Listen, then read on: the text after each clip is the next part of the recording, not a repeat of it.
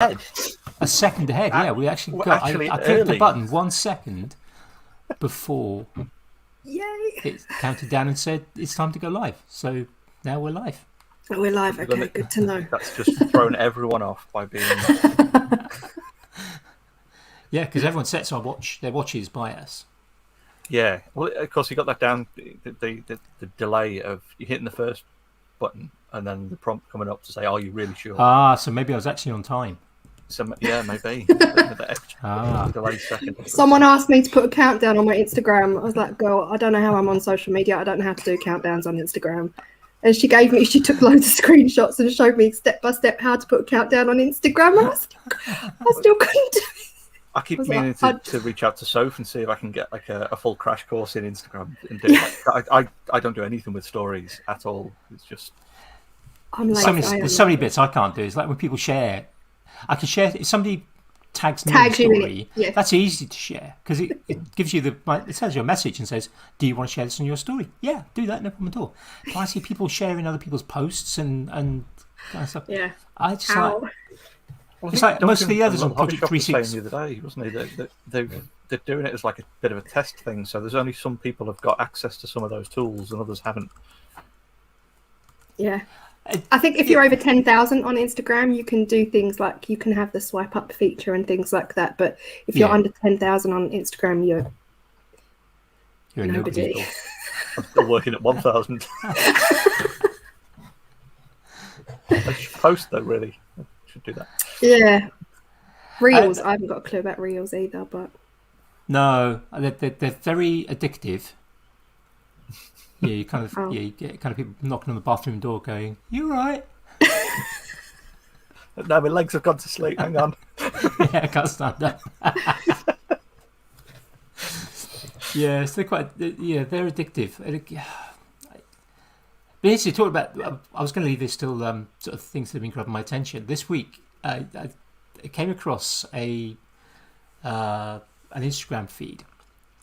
It's a woodworker who has 9 posts on his Instagram and nothing special. It's not like it's kind of like Andy Berkeley level of work or anything like that. It's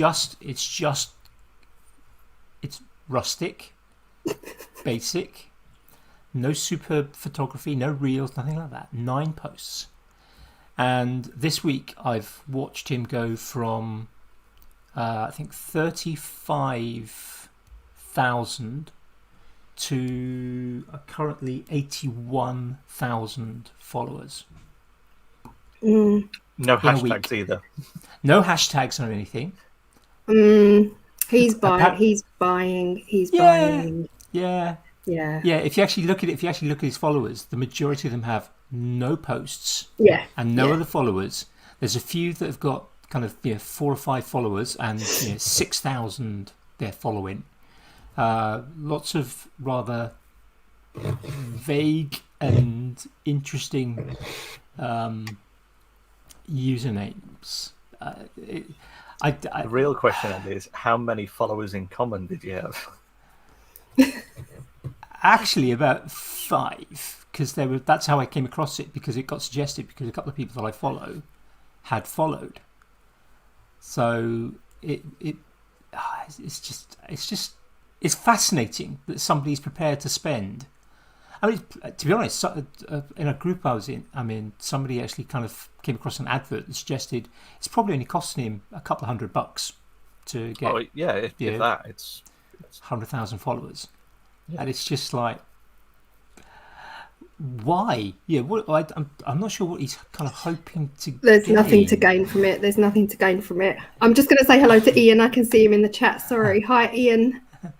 Someone else said hello as well. Uja. Hi, Uja. Stamer. Yeah. Early morning on Monday for him. Yeah. It's just shocking. And I actually messaged him from the Maker's Waffle Instagram account and said, "Yeah, you're doing really well. We only just started this account recently. Yeah, how are we doing so well?" He said, "Oh, I've had a few shout outs from some woodworkers." Yeah, no. No. And I said, "Oh, have you got a Facebook account?" He said, "No, or website." No, it's like, wow, you're doing really well. Then you're doing really well. and somebody else found his Facebook page for this account, and there's some reviews for his work. He's based in America, Southern America. I won't be more specific than that, but kind of a big state somewhere in the middle of the south of America, a very big state. And apparently, all his reviews for this furniture that he's making are in the Middle East. Yes, he's doing a very good export business. Yeah. And they're all keen to kind of work back Dave. Things. Hey, Dave. Sorry, Andy. That's all right. It's a fascinating thing. But you, Claire, you have got very good increasing numbers of the last kind of 12 months or so on your YouTube, haven't you? Yes. Yeah, my YouTube has doubled in 12 months. It took me 3 years to get to 20 and 1 year to get to 45. Yeah. So yeah, 4 years I've been going. So does that mean you're going to hit 90 in about 6 months? Theoretically speaking. Exponential growth. I should be. Yeah, I did a video where I just like manifested. I was on like 35 or something in May, and I was like, I'm gonna get to 50 by August, and knowing I wouldn't. And then it was going up so fast at the beginning of August. I was like, oh my god, I might actually do it, but no, I didn't do it. No, but you hit 45. I think some holidays, people are probably worried about. I think you've done well, but. Yeah, your growth has been fantastic. Yeah, it's a funny one because YouTube is still really, it still baffles me. I still haven't got a clue half the time what any of it means. I go on views really, and my views are like a lot of YouTube channels. I tend to average out now just over 1,000 views per video. So I think I've got 1,000 subscribers. Do you know what I mean? There's a community of 1,000. 44,000 watching. But it's still good. It's all good. Like, I'm still happy. Hey, Stace. But yeah, I still don't get. Sometimes I'll get loads of followers in a week, and it tells you. I don't know, you guys on your YouTube channel. Yeah. It tells you if you've had a good week or a bad week, and it's always telling me like, oh, you've done really well this week. You're up in followers, but your views are really low. So it gives you this really positive, and then it hits you in the face with this, like, what's going on? Let's try and get to the bottom of it. It's like, leave me alone. I don't care. But then when my views are really good, my subscriber count slows. So I don't really get it, but I think still fun. There's a lot of people kind of try and kind of analyze the algorithm. Yeah. And you can watch a dozen videos on how to grow, and the majority of them are just grasping at straws. And it's probably changed by the time you finish watching that particular video as well. 100%. 100%. Like, I only just found out last week after 4 years on YouTube that putting tags in your YouTube videos doesn't mean anything. And I was like, wait, what? Like, I watched that many videos that said tag, like max out your tags. And then last week I was uploading a video and it says above it says tags don't really help get views on your video. They're just there if someone spells something wrong. And I'm like, wait, I never has that always said that? I've never. So now I don't even bother tagging. I'm like 2 tags and done. Quicker upload. We'll see if it changes. It's just a minefield. I convinced myself about 2 years ago that probably the best way of actually getting really good growth on YouTube is to do a long series of videos on how to get growth on YouTube. I think that's the kind of that's the thing. Unless you can come up with something that's completely viral, that's a million people are going to click on. Just have a channel about growth on YouTube, and that seems to be the first video should be in the series is how to promote viral growth on your YouTube channel. Get the ball rolling. Well, I will say. Yeah, no, but those videos do really well. And I've already been told, like, I've got videos on my list, like 5 top tips, 5 tips of this and 5 tips of this. And I think those videos do better on my channel than other videos. And I've got videos that are like testing pigments, testing this. And I've got more than one thing going on. Those videos do better. Whereas if I'm just making one thing in one video, I get less views, if that makes sense. But Attention to people's short attention spans, isn't it? It's the, Yeah. like you say, it's that time on the toilet, or you know, the flicking through on the telly is like, oh, that's an interesting thing. 5 things and it's only 5 minutes long. Or... Yeah, totally. And sometimes I like to keep my videos to a point where someone can watch it and be like, oh, I can make that. Yeah. I did think, oh, as I'm growing, do I need to go crazy? Do I need to make this crazy out there stuff? And I was like, A, no, I haven't got the energy for that. And B, I want people to watch my videos and be like, that's such a cool idea. I can literally go and do that right now.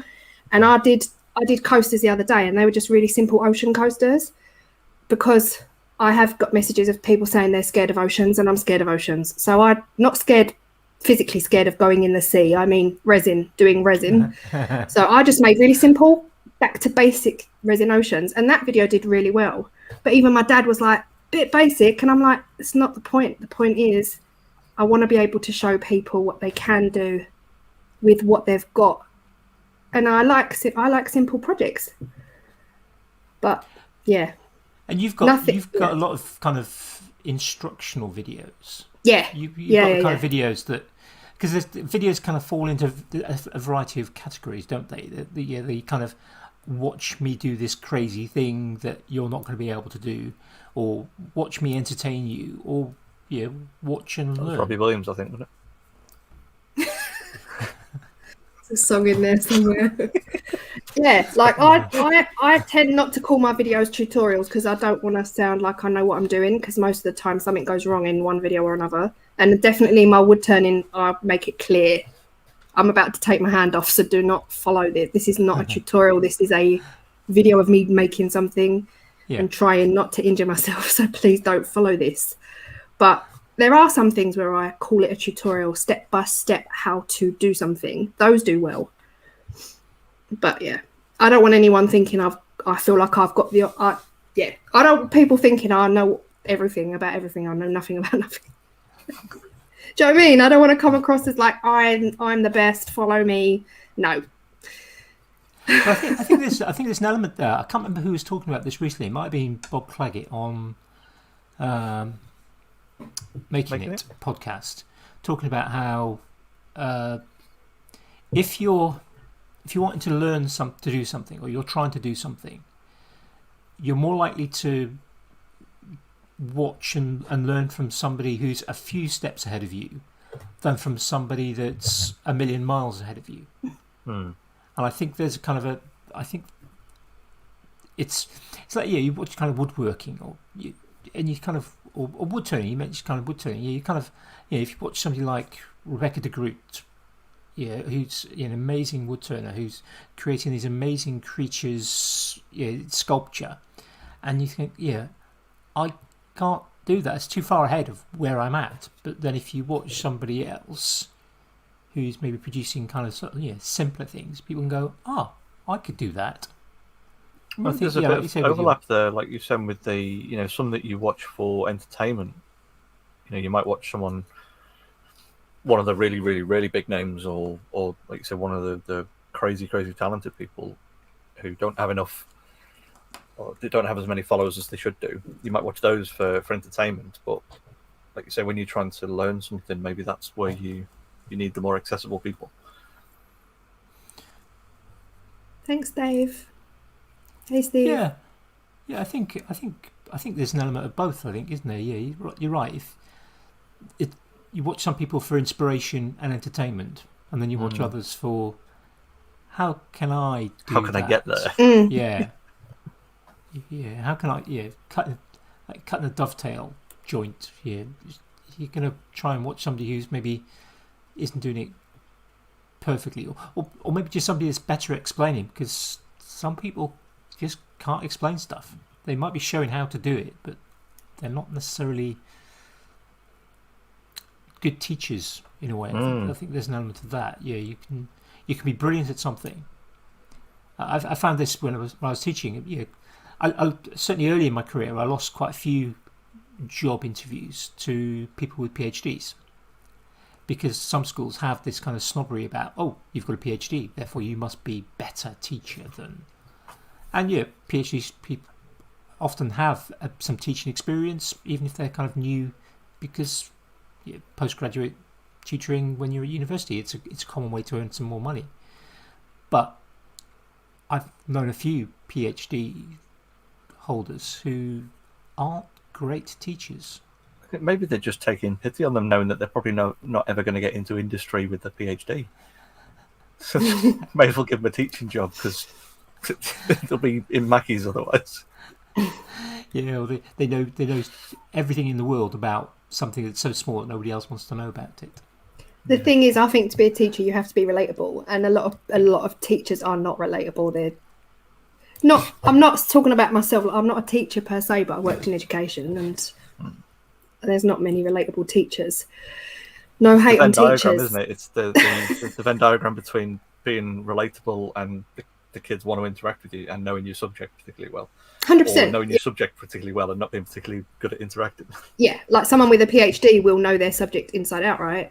But won't necessarily be able to apply it because they haven't got the social skills in which to do so. And I'm not saying anyone with a PhD is socially inept. I'm not. I'm just saying. I mean, I would argue that's one of the reasons why there's a shortage of physics teachers, because an awful lot of people who study physics bye, Dave, aren't necessarily good social people. I mean, there's a few reasons. I mean, there's not enough people studying physics to have a portion sidle off into education, and therefore there's not enough coming through, so it kind of doesn't help matters. Hey JP, but there's an awful lot of people who study physics who are, how should we put it, on the spectrum, and aren't necessarily very good at relating to people. Yep. or learning how, or can't. They may be good at relating to people who want to know the subject, but in education in schools, you're often trying to teach young people who aren't interested. So you've kind of got to try and grab their attention first, and some people struggle with that. Yeah, I mean, yeah, because that's the job I've just left of 14 years as an autism advisor, and that was what I was thinking. I was thinking, I always come back to Big Bang Theory and Sheldon, and like that level of intelligence quite often comes with my experiences with naturally socially awkward behaviors. But yeah. Andy, we're going to be stuffed by the end of this podcast. Yeah, we'll be fully profiled. No. Well, I think I've mentioned this in a previous cast. My third last school, I was specialised in Asperger's. They had an Asperger's unit on site, and we often had a lot of training on Asperger's and how to handle it. Asperger's, for those who don't know, is kind of one end of the autistic spectrum. Yeah, they don't diagnose that anymore, but yeah. Do they not? Not anymore. No. He turned out to be a bit of a Jimmy. So I was sitting in this, I think it was the first time when I was there that we had a kind of full day of training, and I kind of sort of sat there, and it's covering kind of from the basics, and we got given this checklist, and I'm looking at this checklist and listening to this sort of expert talk, and I'm ticking things off, and I'm kind of going, yep, that's me, yep, that's me, yep, that's me. I mean, she did, to be fair, she started to say, there's a spectrum. Asperger's at one end, maleness at the other end. So yeah, we got laughs from everyone, and I'm kind of, as we're ticking the boxes and going through, I'm kind of thinking, just throw something in that's not tickable. Yeah, please, can there be something that doesn't apply to me? But yeah. I'm old now. I've been around a bit, so I think I'll get by. Well, some of the most intelligent, creative people have got high functioning. Are high functioning autistic. I mean, just before I left work, like I literally just left 6 weeks ago before the summer holidays, after years and years and years and years. And even just March this year, they started changing the terminology again. Everything gets changed all the time, because it's like, what do people find offensive? And then come March this year, we were now changing it from a child with autism, an adult with autism, to an autistic child, an autistic adult, because that is what autistic adults want us to now say. They want us to now use that terminology. Because that was a change from that to the other not too long ago, wasn't it? Yeah. Literally 10 years ago, it was offensive to say, I'm autistic, you're autistic. And it was like, okay, person with autism, child with autism. But it's gone all the way back round again, as it has done in the years I've done this. And as of this year, we were all told, okay, we need to start looking at different terminology and saying autistic adult, because autistic adults right now are telling us that's what we want. That's how we want to be referred to. I mean, that's the main thing, isn't it? Yeah, absolutely. Yeah, absolutely. And they are the brightest without hands. They reckon 90% of Silicon Valley employees are autistic. Either autistic or bipolar. Yeah. Or a combination of the two. Says it all. Yeah, 100%. Yeah, Silicon Valley in the USA is 90%.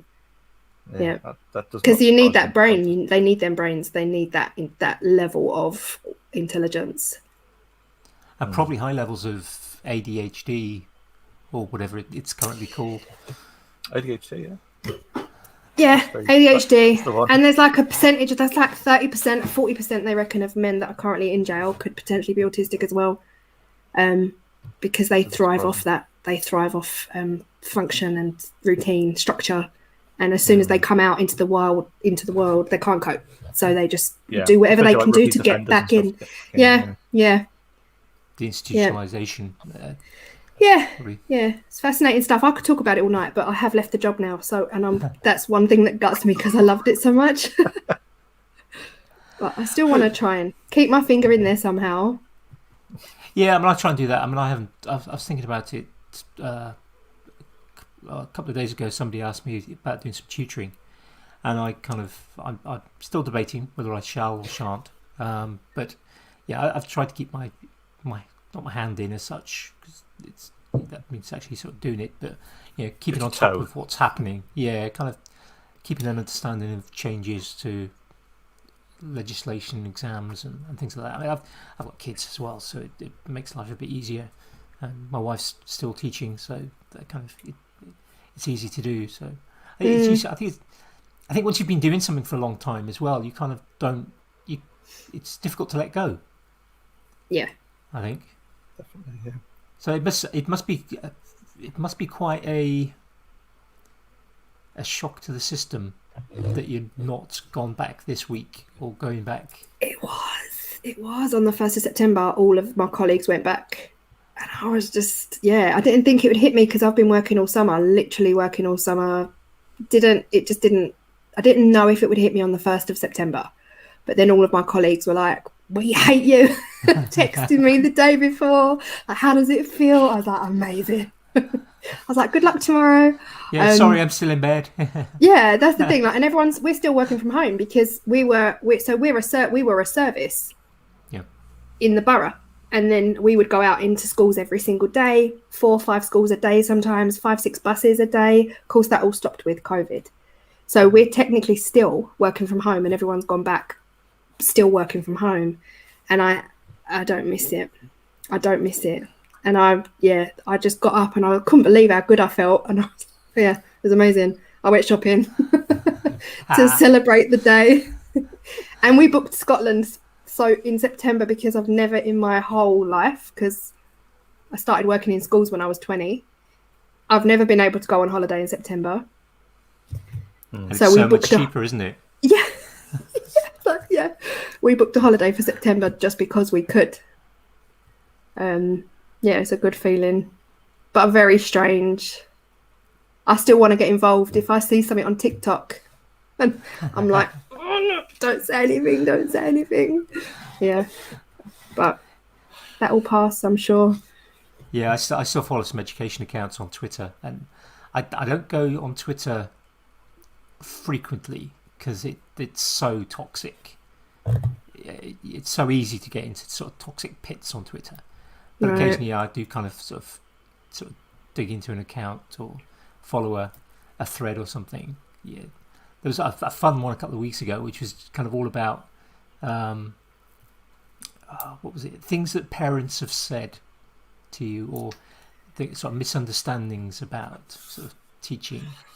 And it was it was hilarious. Some of the sort of things.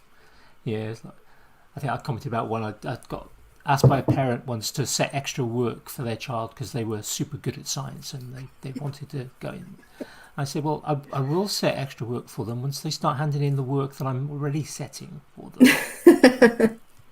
And they were like, oh, and they almost put the phone down on me because they literally had phoned me up to sort of do this and complain that I wasn't giving them enough work. It's like, oh, if they did the work and did it good enough, yeah, I'll happily give them some other things to think about, but not until they're doing that. Yeah. Snitch, Andy. Yeah. JP telling me to go and visit Dale when we go to Scotland. It's a big country. Huh? It's a big country. Yeah, I know. I've already told everyone up there I won't be visiting. I'm on a road trip, sorry. But come out and wave. However, I have just seen Dale's Forest, so I might just park the van in there and just stay there the whole 10 days. Yeah, he's got quite a few acres. So is that the plan then, a road trip? You're going to see lots of... Yeah. Well, the plan was NC 500, but that's so commercial and we just thought it would be really, really chock-a-block.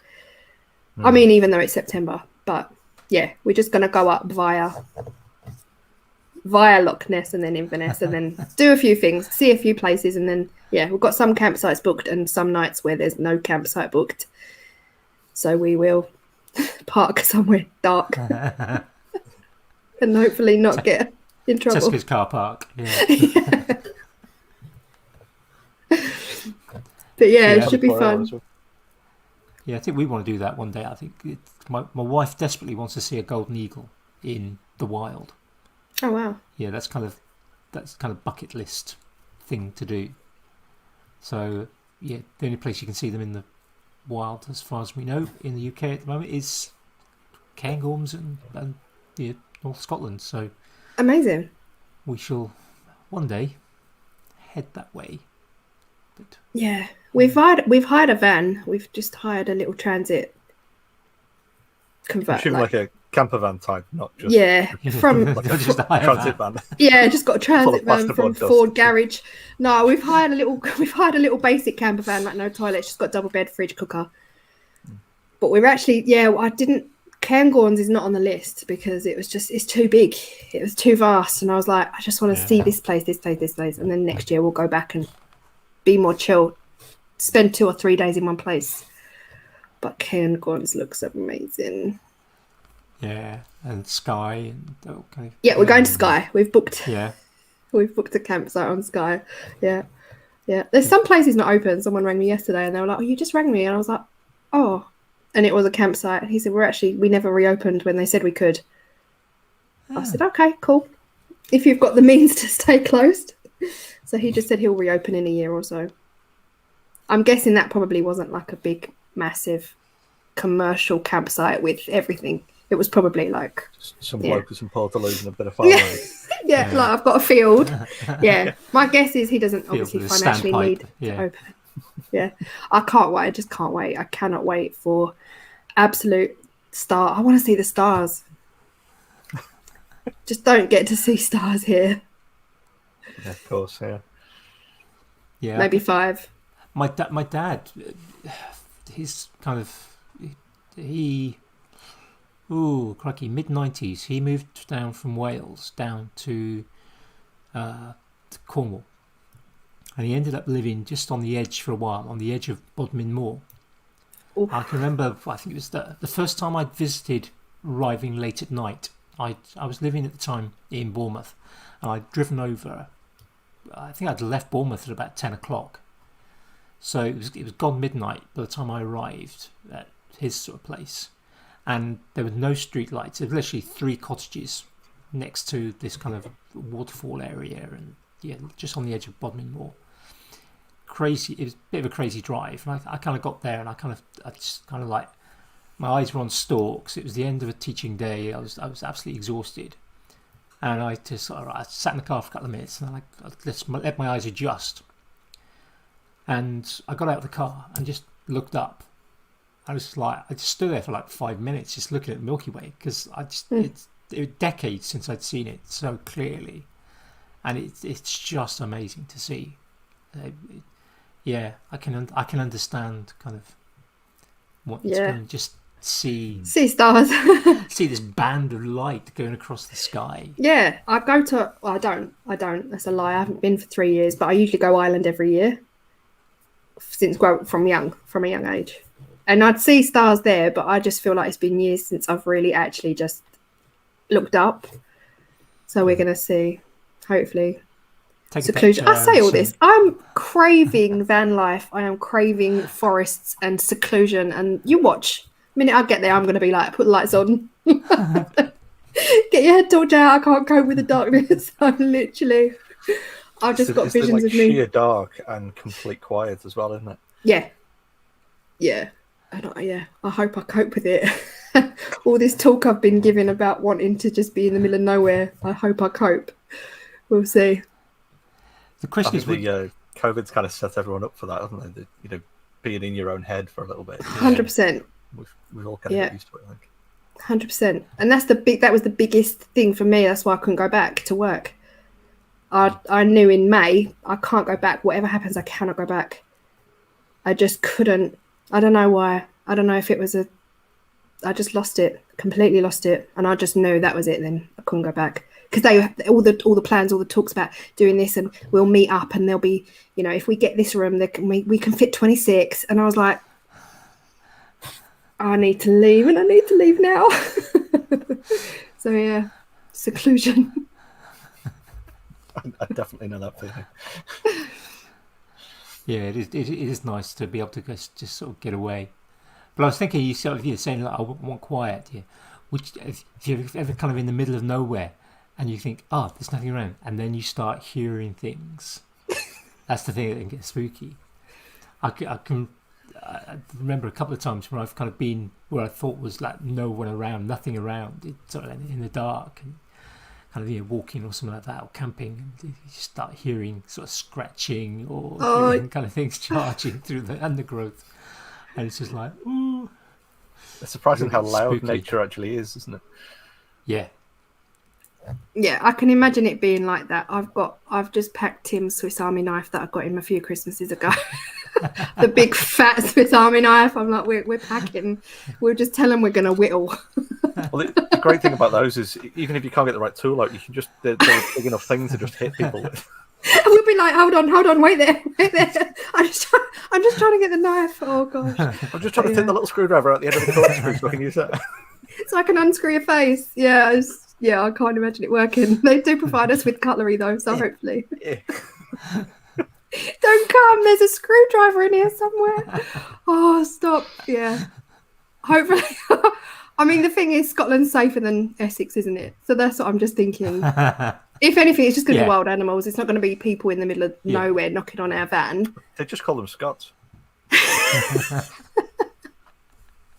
But the thing is, with darkness, like I wasn't raised in Ireland. I was brought up by an Irish mother, and then going to Ireland every summer forever. The darkness did used to scare me because my mum would always tell us the stories of when she heard the banshee, and we were raised with stories of the banshee and what it sounds like. And to me, it just sounds like a fox that's irritated. But whenever we'd hear that kind of noise in the middle of the night, my mum used to be like, quick, get inside, there's the banshee. Like, talk about traumatize your kids, So there is an element of pitch black that maybe it might bring back. I wouldn't worry too much because Nessie doesn't come on land, does she? We were literally watching that last night on TV. The Loch Ness Monster. Documentary. I'm like, wait, so the sightings have been like 200, so if he was alive, he ain't now. Honestly, I'm so gullible. I'll believe anything. I think it was a snake by the looks of it, boa constrictor of some kind. Well, keep your camera handy on your phone. Mm-hmm. Yeah, just constantly videoing, and you never know. A good viral video, Yeah. Spotted Nessie. like 300 sightings in the past whenever, and I'm like, come on, guys, what is it? Tree logs. I'll be the one you watch. You'll see me all over BBC News. This woman claims to have seen Nessie. I'm like, yeah, I've got her on camera. Nessie finally shows herself to a human. But yeah, I can't wait. I cannot wait. Are you going to take things to do? Are you literally just going to go and travel? Or are you going to? Yeah, you're going to. You sort of take a Swiss Army knife. Yeah, you're going to take some carving knives and do a bit of whittling when you're there. I mean, spoons. Yes and no. Yes and no. I'm going to bring a sketchbook. I'm going to bring my sketching pencils that haven't seen the light of day in about 10 years. And sharpener. Oh yeah, good point. No, I've got a Swiss Army knife. I'll be there like, hold on, I just need to sharpen this one. Yeah, and that's really books. I haven't read a book since starting YouTube.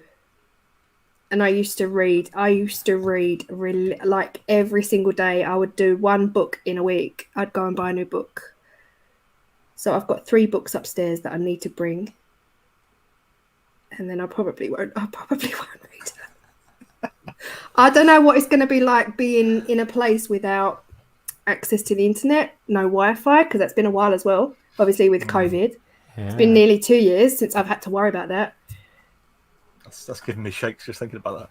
Yeah, like how am I going to feel like being in the middle of nowhere and like, oh, I need to check my Instagram. But hopefully I'm going to be able to switch off from it all. But yeah, playing cards. Other than that, no. Yeah, good shout. Just forget about playing cards. Yeah, no, just a pack of. We've got the pack of playing cards ready. Everything's down there that we're bringing. We're just dumping in a pile. Porta toilet. Compostable toilet bags, because that's a thing. Who knew? Yeah, I'm pretty prepared. And we've just bought a massive box of like 150 surgical face masks because, yeah. Still mandatory up there, which I'm happy about, but we won't we won't go down that road. Yeah. I'm the same. I'm totally still on board with that. Just 100%. Yeah. My friend rang me yesterday. She was like, Claire, I was like, what? 50% of her school have COVID. They've only been back 2 days. Where's that? In Essex? That's in actually Redbridge. In Redbridge. Yes, wow. She works in a small independent school. 50% have COVID. They literally just got them in day 1. Everyone take a test. Day 2, 50% sent home. Everyone else told it's fine. Come back in on Monday if you tested negative. It's like, wait a minute. So yeah, I mean, I don't want to bring this chat round to masks, but I will wear a mask until the day I pass away.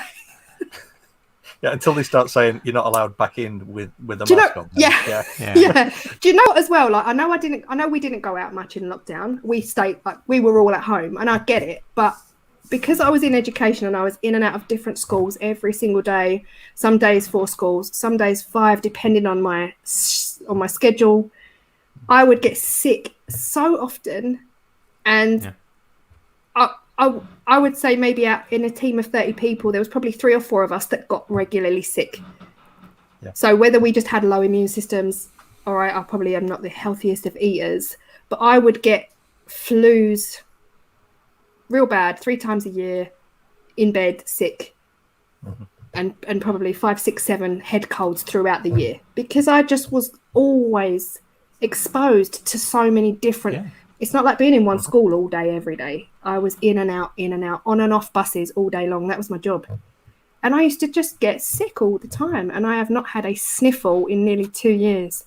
But like I said, exactly, I know, we haven't been out as much. But... Yeah, I mean, after I gave up teaching, the number of colds, sore throats, flus. I've had a couple of, I get head cold a couple of times a year.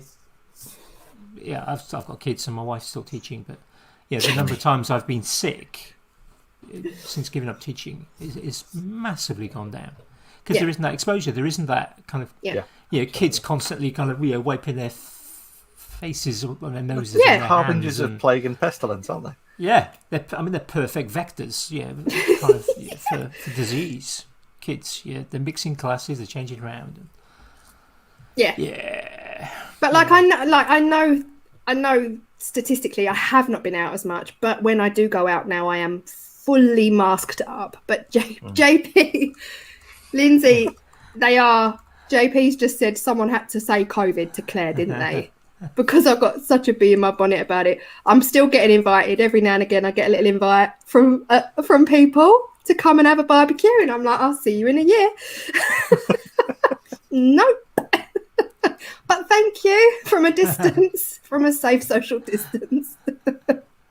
It's like teleworking and FaceTime and all that kind of stuff is.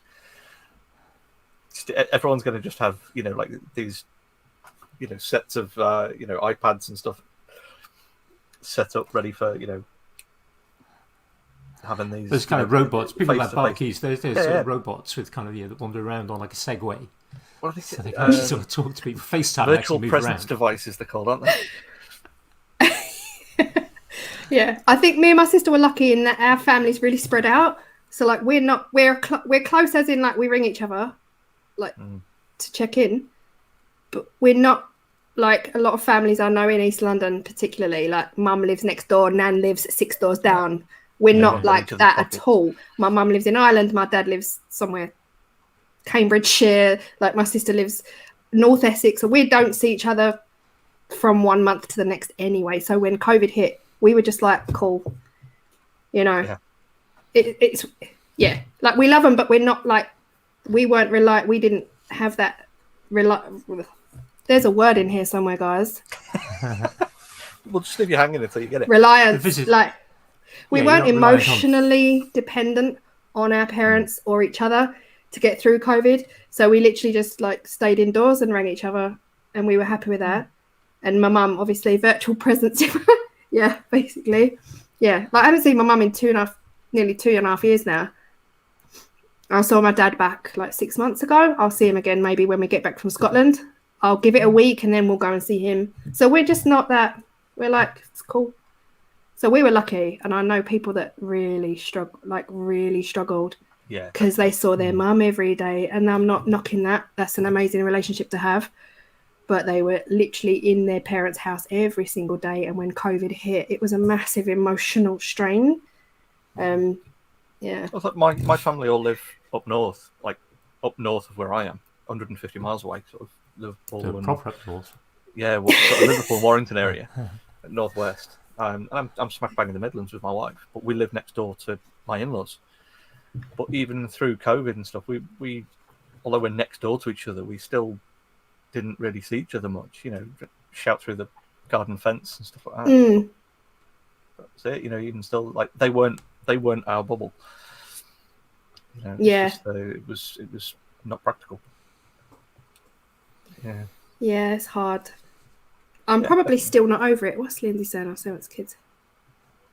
Yeah, Lindsay was saying. Yeah, Lindsay's just saying with the children wearing masks at school, and that's what I mean. Listen, I did not mean for this conversation to go down in this debate, but listen, it's a waffle. Yeah, we knew it was going to be a waffle. In Europe, in the rest of Europe, I know we're in Europe, but in Europe, France, Germany, Sweden, Norway, you name it, the kids wear masks. Every child from the age of 4, and I just think we're so precious in this country. We're like, oh no, we can't possibly ask our... Hold on, this is coming from a non-mother. Can I just put that out there? Can't possibly ask our babies at the age of 7, 8, 9, 10 to wear a mask. We can't possibly ask them to do that. And I went into schools when COVID was doing well. So maybe October last year, September, October last year, we started going back into schools. And I was nervous. And I rang a school and I just said, like, I'll be in at 1 o'clock to see this child. Can you please send me your visitor's risk assessment for COVID?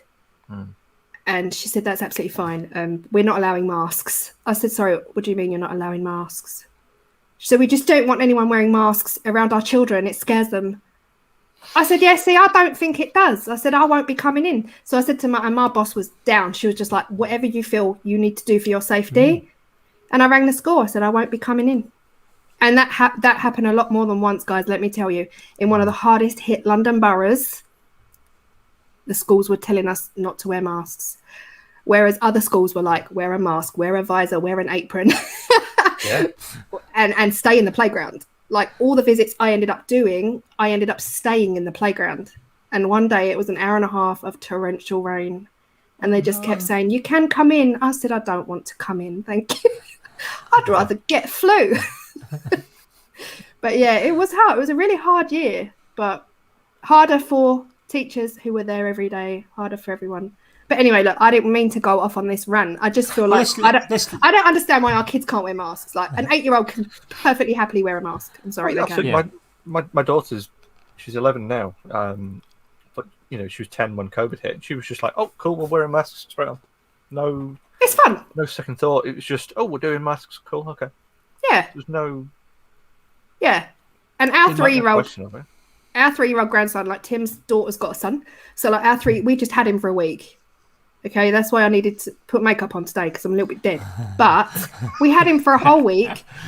We went everywhere with him. We took him out every single day.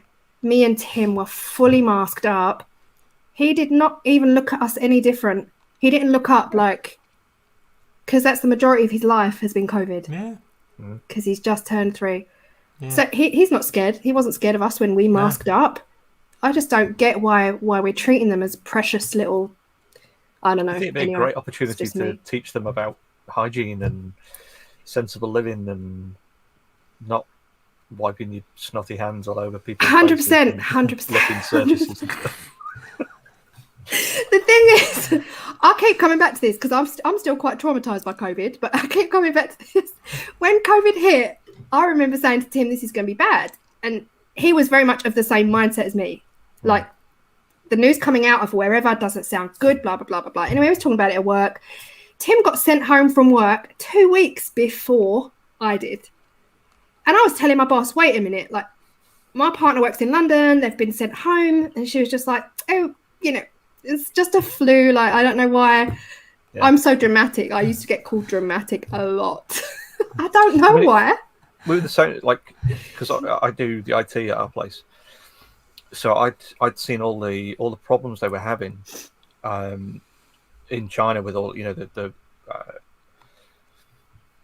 everyone shifting to working from home and things like that. The huge change in infrastructure. So I'd had all this like IT news. So I'd sort of seen it coming before it would hit the news as like an actual pandemic as such. It was more just like this is having a big impact. There's stuff that's forcing people to home. So I'd seen all the IT news, prepped my boss on it, and started kind of getting things set up because we're very, very office based usually. So we managed to get set up and all moved to working from home a week before the government mandate. That's where we've been ever since. You know, we just haven't bothered going back yet because there's no real need to for us at the minute. You know, we're functional enough. It would make things more efficient to be back in the office, but we can't effectively do it.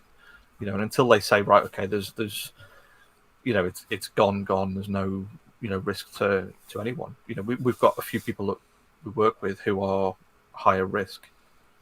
You know, so it's fortunately there's 11, 12 of us, and none of us have been hit with it yet. But that's only through, you know, being like absolutely on it. You know, it's just that kind of like you said, it's still problematic enough for us not to just go completely back to normal. Yeah. You don't get it. I think everyone has responded. Everyone has responded differently depending on what it was like for them in the beginning. And I think because we worked in the hardest hit borough in the UK, we worked in East London. It was the hardest hit borough in the UK, and it was like a movie. From day one to our boss saying, guys, I'm sorry, we've just had the call from the education office. We all need to go home right now, which still stays with me. From that moment to the following week, we knew at least 20, 30 people gone. And I think it just depends on what you went through at the time. Because I still speak to someone who still doesn't know anyone who passed away. They don't know anyone who even got it. I'm like, say what? You know, we lost 5 people we knew personally by June. And I remember saying to Tim, we've got to prepare ourselves for more. Luckily, we didn't. Luckily, that didn't happen. But that's how my brain was working at the time. I was like, we are now in a movie. This is how it's going to be. But it's hard because I was in the hardest hit borough. So when I still hear people saying, I still don't know anyone. I've got friends in Australia. They don't know a single person who's had it. Not a single person. Yeah. I can't wrap my head around it. Absolutely. It just shows you how isolated some people can be in their and insular in their existence, I suppose. To not interact with anyone who's had it, or for it to still and lucky be questionable as well. I think. Absolutely. There's people in the UK. I know who know no one who's had it, or if they've had it, it's been just one of the mild cases, and they've got over it in a couple of days. Yeah, but they don't know anyone that's been in hospital or that has died. And I think you're right there. It was a really hard time. Make fail repeat has just said like they're selling their office building, and that's what's happened to my other half. He's been told he can work from home pretty much for the rest of his career. If wanted to, he'll probably still go in once a week because he's a bit of a workaholic like that. But that's the other side of the coin, isn't it? Buildings, they can save so much rent now on buildings, and they've realised that how efficient it's been working from home. And I think for Tim's company alone, it was like 90% reduction in people being off sick. Well, that's the other thing, isn't it? Is because obviously people aren't actually getting sick now, but also like I know, like if I get a sinus headache or something like that, I can go and have a kit for a couple of hours while some tablets kick in, and then come back to the desk. Whereas if I've got to actually come home from work because I can't work, I'm not going to go back into the office later in the day. 100%. Yeah, it has been a year. Like, obviously I'm not going to go down this route of conversation, but I was off work every single month for one day in bed where I just couldn't walk, and this year has been life-changing for me because I've been able to manage my pain, manage everything that I'm going through whilst working from home, and I didn't once ring up and be like, I can't sit at the laptop today. Do you know what I mean? So my individual sickness record went right down, and that's been the best thing. That's been the best thing all year for me, being at home, being able to manage my own pain when I'm in pain and not having to phone in sick. It's been amazing. So all those little things that there's blessings as well as all these other things, and I think it's changed a lot of people's outlook on life. Oh, absolutely, yeah. What life means to them and how they want to live the rest of their life. It's changed so many people I know. So many people have like packed in their jobs and things, haven't they? They've just reevaluated the well, but I mean, reevaluating what's actually important to them. 100%. 100%. And if you're experiencing loss and stuff as well, it's a big shake-up. Yeah. But for the record family, it was like my best friend's father-in-law, my other friend's aunt, and so we were lucky in that none of our immediate family got sick or passed away, but it did hit us hard. Like my friend's father passed away last March 2020. He was one of the first people to get it. Like, how unlucky. And he started coughing on Monday, and by Friday he was gone. Now, he was the same age as my other half, and he was young and fit, and I mean fit, went to the gym. So that's why I struggled in the beginning, because the news we were getting at the time was it didn't stack up. Vulnerable. Old people. If you're young, if you're fit. And I was just like, what about, I won't say his name, but I was going crazy. I was like, but how did that, and it was just a massive shock for everyone that this guy who was just fit and healthy a week and a half ago, and sadly he'd given it to his mum. His mum died 4 days later. So that was the biggest for us. That it was just crazy. But I mean, a friend of mine recently was big into fitness, and wasn't entirely sure of the long-term effects of the vaccine, so hadn't yet decided whether or not to go for it, and ended up got Delta and thought, I'm really fit and healthy. I'm really active. I, eat really well, train all the time, be perfectly fine. Ended up 5 weeks in hospital, and got out the other side of it. And he's now suffering hair loss. He hasn't got long COVID, but has got other, he's going to have scar tissue in his lungs for the rest of his life. All this kind of stuff. He's on social media has been, sort of saying, look, get vaccinated, take this seriously. I didn't, and I messed up, and I know I messed up. It's that kind of complete shock to the system that it's not following any rules as such. It's not, Well, it's hitting people in so many different ways, isn't it? And you get, you can take 100 people, and each of them experiences a different range of symptoms, obviously common symptoms amongst them, but being hit in different ways long term. Some, it's over and done with. It's gone, no damage. Other people, damaged. And having long term effects. My wife has long COVID. I've not been officially diagnosed, but every now and again I just find myself literally gasping for breath. I'll just won't be doing anything. It's not like I'm just run up the stairs. I can't run up the stairs, but I'll literally be. I'll just find myself just suddenly struggling to breathe. That's scary, Andy. Yeah, and but it's hitting people so many different ways. Yeah, let's change this up. Let's change this subject. Yeah, I told you I didn't want to go down this route. I'm so sorry. But little hobby shop says, what's good for not spreading germs is staying at home, casting stuff on your own in your spare room. 100%. Little hobby shop. That's why I've quit my job and now I'm poor. Yeah. Well, so it was Little Hobby Shop who did the coasters that Andy was showing off before before we started. Yeah. I've seen your work then. Oh, amazing. Well done. So you mentioned that you used to read a lot of books. So you used to read a book a week. Yes. Were you making at that time as well? No. So making for you then is a relatively new thing, or is it something that you've kind of done on and off over the years? I've always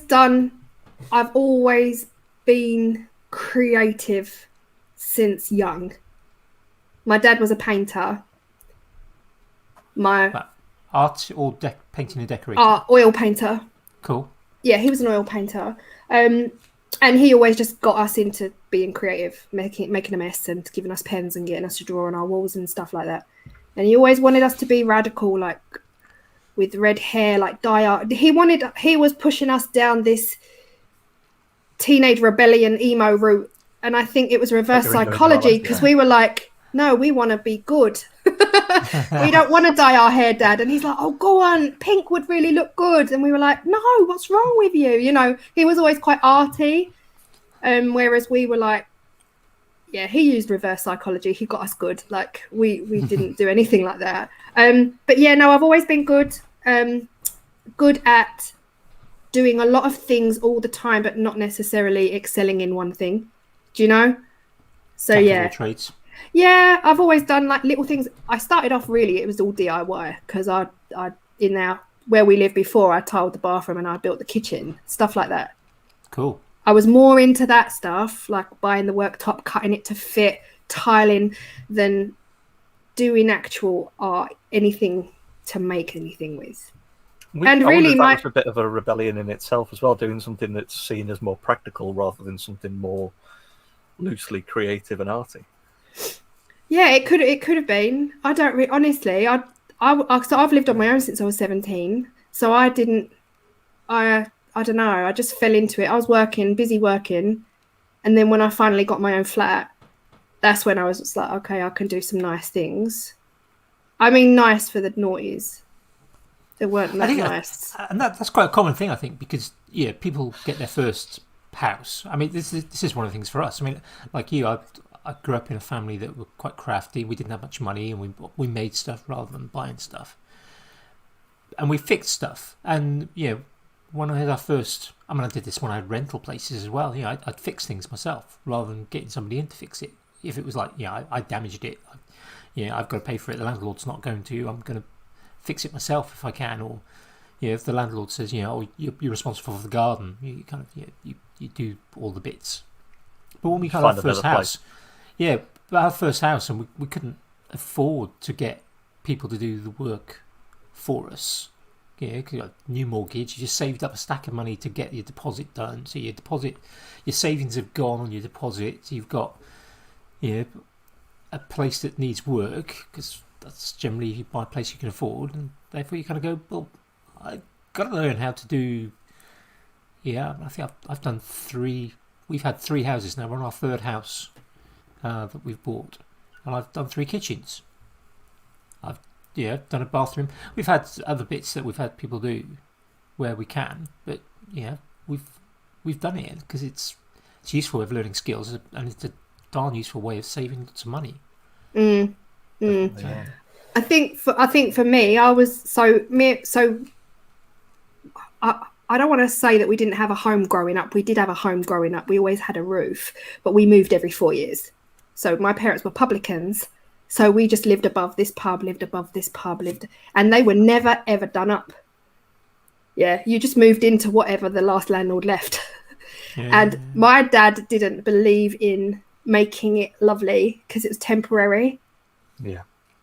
So it wasn't until I was... something that wasn't yours to keep. Yeah, so it wasn't until I was 17 and I moved out, even though I was in my own place. Like I was in a rented, but I still felt like I don't know how long I'm going to be here for, therefore I'm going to make it as nice as I can, even if it's only for 6 months. Do you know what I mean? So I've always had that. So that wherever I am, we own this now.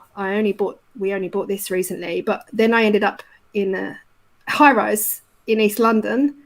For 20 years I was there, but I managed to buy that when I was young, so that's why I've now got the house. But I'm very much like, I don't care how long I'm going to be in one place, it has to be comfortable. It's got to be a home, hasn't it? Yeah, because we just move so often as kids, so I think that's why now I just like nice things. I mean, I can't even turn the camera around, it's an absolute dump. I like nice things that just get covered in mess. I'm not very good at keeping it tidy. That's it. I'm not. I've just got visions of you having kind of boxes and boxes of resin things and jasmine things all stacked up, things you've made. And, you've still sort of got... I mean, the living room is honestly not so bad. I've done home tours on my channel before. The living room, I do get told that Claire's crafty corner is no longer just a corner, that it is now a 3-bedroom house. But I have been really good lately. I've kept everything upstairs. Yeah, mostly everything. Yeah. Mostly everything. But yeah, I'm doing well to keep it contained. Yeah. To the house, you mean? To the yeah. There is stuff on the bottom of the stairs. You know how you put things on the bottom of the stairs to take up? No idea. Yeah, been there about 2 months that I need to take up still. But we're getting to the point where you've got to walk up the stairs to get to the next bit you can put the thing on. Yeah, like 1, 2, 3, 4, 5 steps up. Have got stuff to take up. Who's got time? Who's got time to bend down and pick up? Nobody. So yeah, it will stay there until I need it. But I am doing better at keeping things contained in that room. It's just with the Jesmonite, because Jesmonite's eco-friendly, which is different to resin, obviously. With Jesmonite being eco-friendly, biodegradable, you can wash it in your bath, in the sink, whatever. There's now a lot of containers in the bathroom. So under the sink, there's all these buckets and containers that, I have spilt out a bit. But, yeah, Ian, you're not the only one. I think most of us would say the same, to be honest. Definitely. I haven't got We just describe our house as a living workshop because, me, my wife, and my daughter are all makers of different stuff as well. So, amazing! It's just projects, unfinished projects, and barely started projects everywhere. That's amazing to have makers in the same. Tim doesn't make any. No. He's a writer. He likes writing, so he's always out in his man cave writing. He loves writing stories, short stories. Yeah, that's cool. And pickling. He's pickling right now, but yeah, that's making.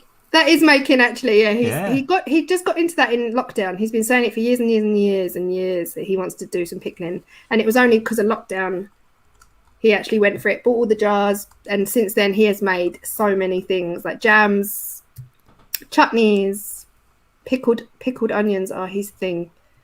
They blow my face off. They're so hot. He puts every chili in there.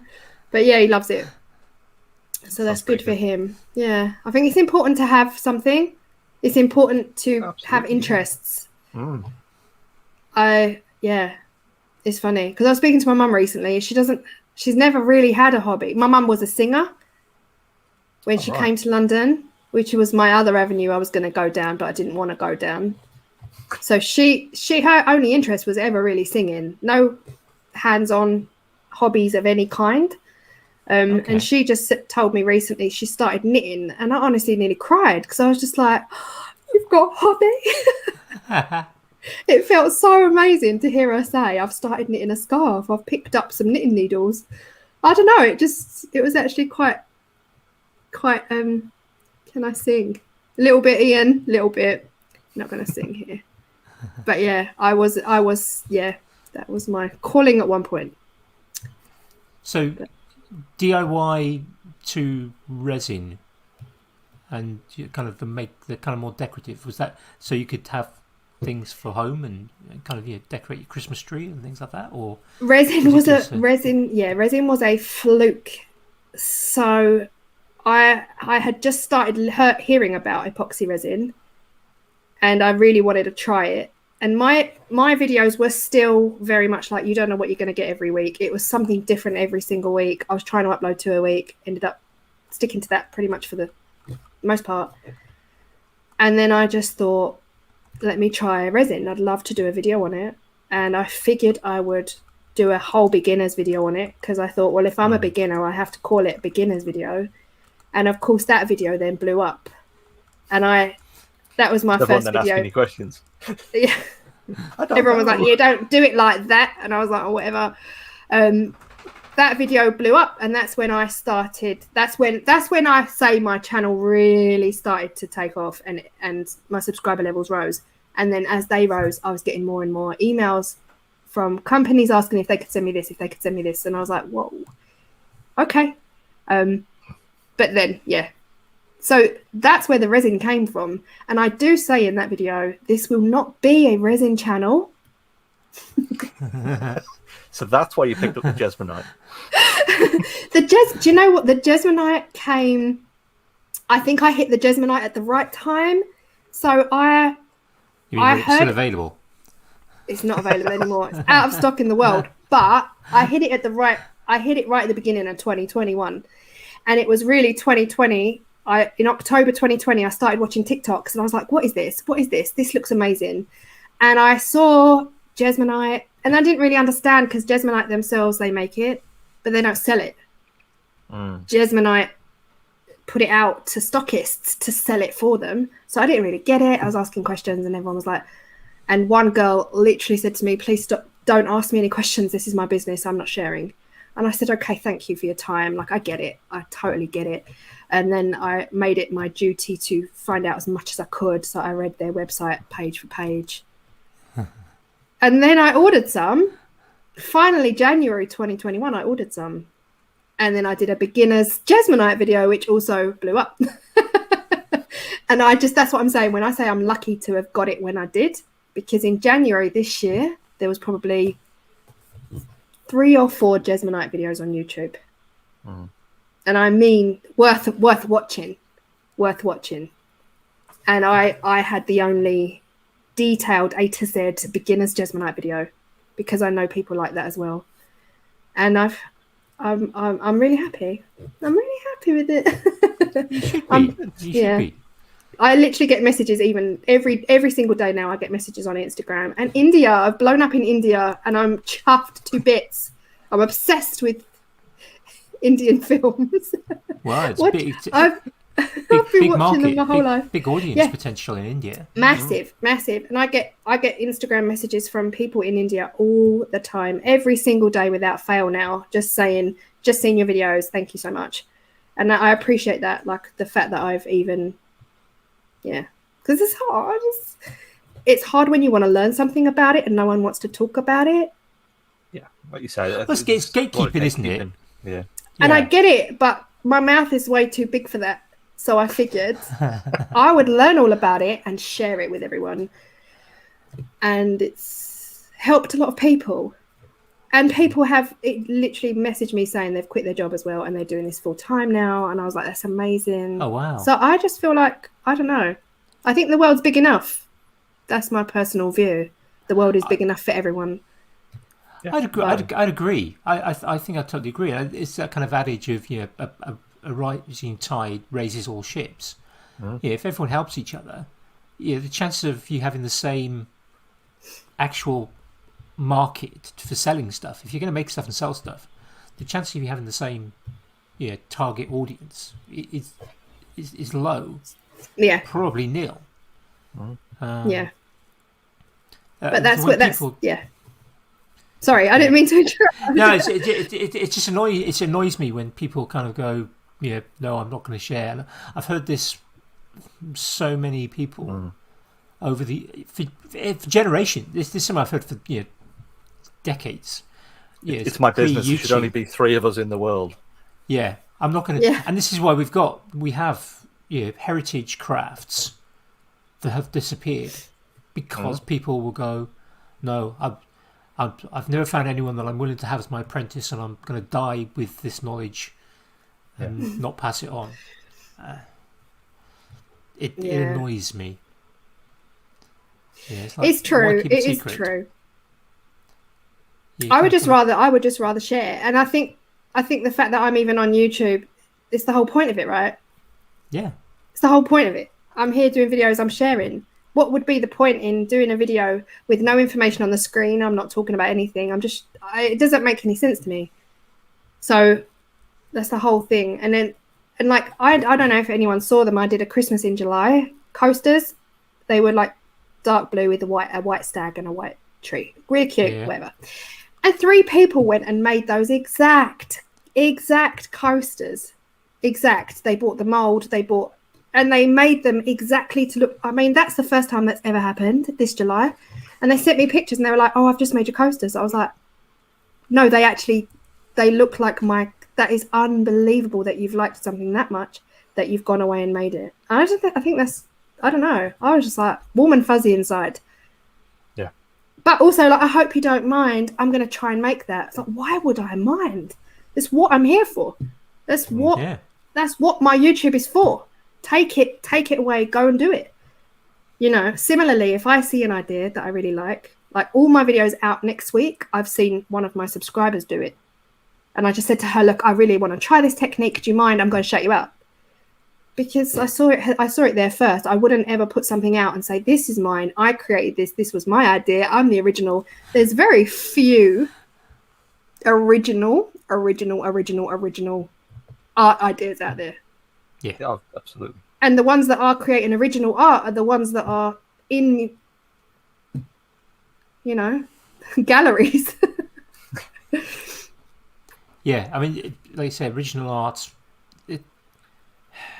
Everything's a remix. There's a quote, there's a quote that basically says that. I can't remember who it's some famous artist.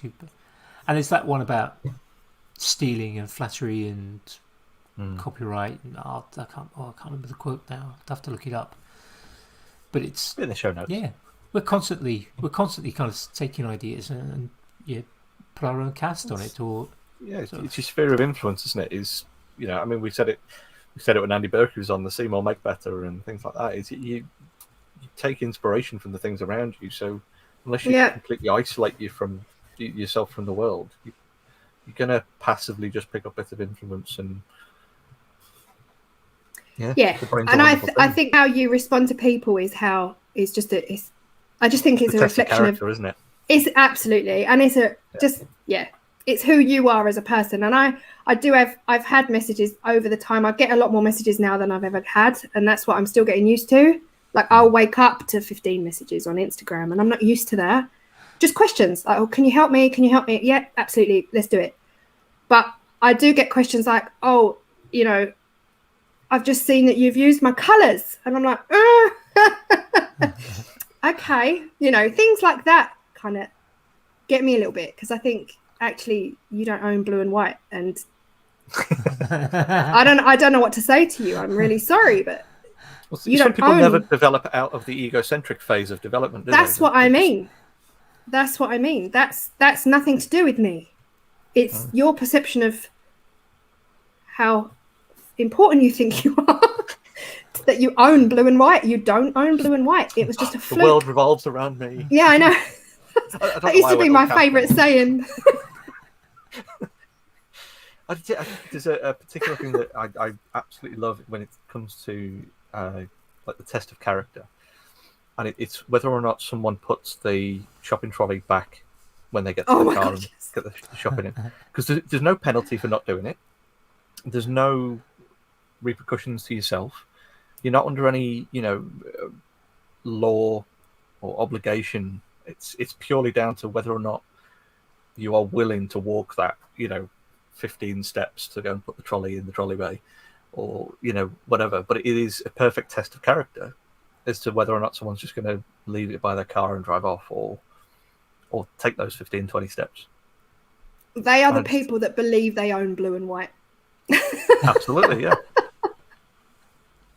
They are. I was literally. I went to Tesco's the other day, and I always, obviously, I'm a bit lazy, Jamie. I park by the trolley bay, so yeah, I will. That's efficiency. That's not lazy. Yeah, I'll quite happily park miles away from the door. To the shop. Yeah. Exactly right. I do. But my brain is saying park by the trolley bay because you're not going to want to do that walk when you've done the shopping. So I'm literally the car next door to the trolley bay. And then when I got back to put my trolley in, the trolley in front of my trolley had a walking stick in it. And I'm such an emotional wreck. I don't know how I cope most days. And I was like, how? But my first thought was, did he not notice? But then my second thought was, okay, get it back to the shop. So back I went, like the mat. Like I parked so far away from the entrance. So what some poor sods left their walking stick in the trolley bay and walked back 20 steps to the car, and now you've made them walk another 100 steps. Oh. I never thought of that. I did hang around though. Oh my God, Jamie, don't. Now I feel bad. No, I did hang around a good 4 minutes, 5 minutes. Get in the trolley. Oh no. What if they did though? I'm not going to sleep tonight. Uja, I'm sure they'll come back. Yeah. In the UK, Uja, some supermarkets are you put £1 in the trolley, or you trolley coin, you get a trolley coin. But Tesco's, the big, what we call the big Tesco's, we've got a massive Tesco superstore. The trolleys are free. That's why you find them loose on the M11 sometimes. Or in a canal. Aldi and some Asdas require you to put a coin in, don't they? I don't know. I don't have them stores here. Yeah, locally to me, it's Aldi and Asda's. I think Lidl might as well. Yeah, I think Lidl. But Tesco's and Sainsbury's locally, okay. No locks on those. So yeah, they end up everywhere. And Waitrose. Yeah, I don't shop in Waitrose. We don't have. Surely the Waitrose shoppers would be, they wouldn't deal with loaded cash anyway, would they? Yeah, exactly. Yeah. For anyone who's not in the UK, Waitrose is like. It's the posh shop. It's the posh one. Yeah. Yeah, there's some who great apparently Twitter treat their and staff Instagram really feeds. well. Yeah, there's some great Twitter feeds and about kind of things people say in Waitrose. Overheard in Waitrose. I need to check that. Yeah, I'll dig one. I'll dig out a link and I'll stick it in the show notes. Like how to cook kale. Well, no, it'd be things like little Johnny didn't like the beer, so the muscles weren't quite right for him. Yeah, it's stuff like that. JP, shush! You're giving away my secrets. I'm not an M&S girl. Only for my undergarments, thanks. No, there's no point in a big bag going Primark for anything else. It has to be M&S underwear. The Percy Pigs are the only things for me from M&S. Oh, from M&S. Yeah. What would I would say M&S is just lemon cheesecake. Their lemon cheesecake is another level, but other than that, I don't shop in M&S. Yeah, our local M&S closed, but there's a food hall, which technically I think kind of is. It ends up being it's close to one of the junctions of the motorway that goes through the newest sort of town. So it's almost like a service station. Although it's kind of it's probably 3/4 of a mile from the junction. So commoners are in there basically. Yeah, so they start off at service station prices anyway, don't they? That one's got to be 15 quid for a bag of chips or something. Mingling with common people. I love it. But M&S food halls, they're a bit posh, aren't they? Yeah, they're lovely though. You can't deny they're lovely. Oh no, the food's lovely. Yeah, the food's lovely. Yeah, it's like you're not gonna get an egg mayo sandwich. It's going to be egg mayonnaise with kind of hand picked cress. Yeah. Saffron. Uja, same. Shopping online every now and again now because I'm free now to do it. I can just pop round the corner to Sainsbury's or Tesco's. But we do online mostly because it's actually cheap. We bought a plan years ago and we just get a midweek delivery from Tesco's, and it's 36 quid a year. I can't drive to Tesco's once a week and for less than 36 quid a year. Just can't do it. Yeah, no, I'm with you. I've been getting Tesco home delivery for, I want to say, since they started. I want to say 15 years minimum, because maybe 14 years. Yeah, I'm trying to think how long I've been with Tim. Because I lived in the flat. I was on the 8th floor, and I didn't use lifts. I don't use lifts. I bet they loved you. So I did 8 flights of stairs every day for 20 years. I'm not bringing shopping up, so I did start online shopping. Yeah, no, good. And I still do. I still do my Tesco online shopping, but except when COVID hit and I couldn't get a slot. And I felt very entitled that I'd been a customer for 20 years. I was like, that's when I knew there was a problem. I was like, can't get a slot for the next 3 weeks. That's when I knew something wasn't right. Did you try staying up till midnight in order to get the? That's what we ended up doing. Only when things calmed down, because when I realised they were trying to reserve slots for elderly, even if it really wasn't them getting the slots, I wouldn't have been able to sleep at night. So only when things calmed down did we then stay up late and log in at midnight and get a slot for the following week. But yeah, I'm not bringing it back to COVID. I won't carry on. I won't carry on with that conversation. But yeah, my first shopping trip was a 5-hour queue. When we finally ran out of food, because we didn't do the whole punching Susan in the face for Andrex. We didn't do that. We weren't part of that. So we just let ourselves run out of everything because we were watching the news, and I was like, I'm not about that life. When I finally went out to Sainsbury's, I got there and I couldn't get in the car park, and I said to the woman, what's going on? She said, you're looking at about 5 hours, love. And I was like, I came home, I cried, because that's when it really hit me what is going on. But yeah, it took a couple more days before I was brave enough to go back and get food. But anyway, we won't go. Was COVID the reason it took you a year to use the lathe? Yeah, it was actually, JP. It was actually. Yeah. I'm blaming COVID for that, yeah. JP got me the lathe. I don't know if you know JP, Jamie. You must. He is the other Jamie in the maker community, so we get mistaken for each other all the time. You look nothing alike, if that makes you feel better. No, not at all. But he has been growing his beard. JP has been growing his beard. Yeah, so. I've seen that. But JP got me a lathe. No one knows if he's got hair because he's always wearing a baseball cap. So that's true. He got me a lathe January. No, he didn't. November 19. Yeah. Before the world ended, before we knew anything was going to happen. Before COVID, wasn't it? Yeah. So he got me. I went to JP's house to visit him and Dale. I met Dale and I met Rich the beard, amazing guy. So I went there. Didn't know he was presenting me with this lathe. Got the lathe. Had nowhere to put it. And I don't know why. No hate. I'm not hating on woodworkers right now. But they were all saying, just do it in your spare room. Like, I don't know who would do that. Everyone was like, just put it up in your spare bedroom. And I'm just thinking sawdust around the whole house. Straps around the bed.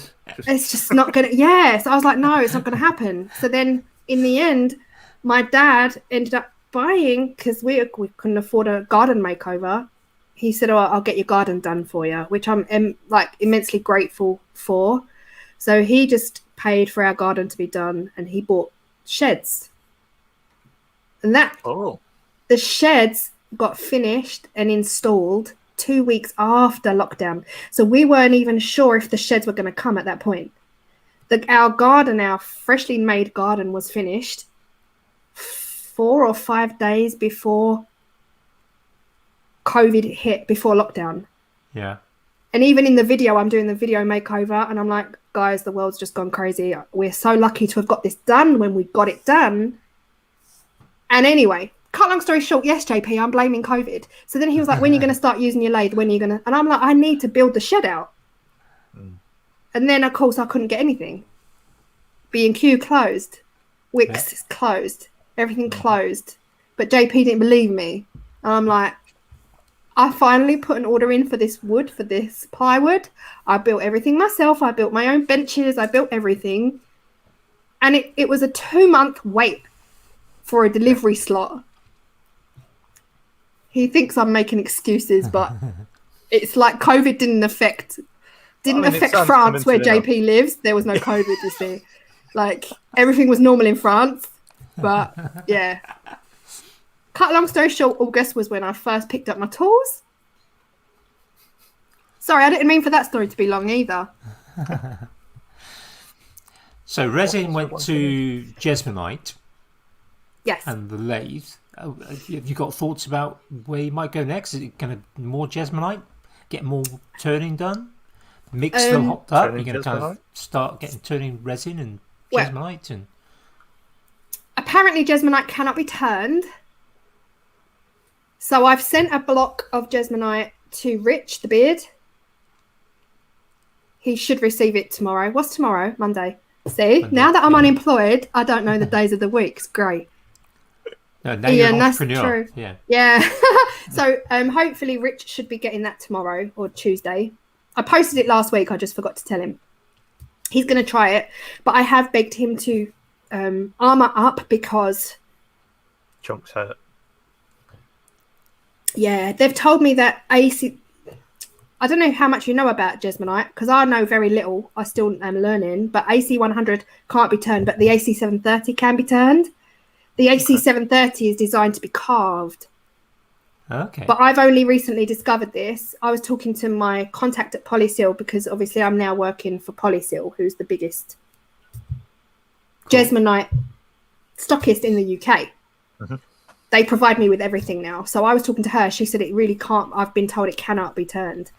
So Rich is going to try it and test it out. See how it goes. Yeah. Well, it can be laser cut. So do you guys know Moray Lothian Woodworks?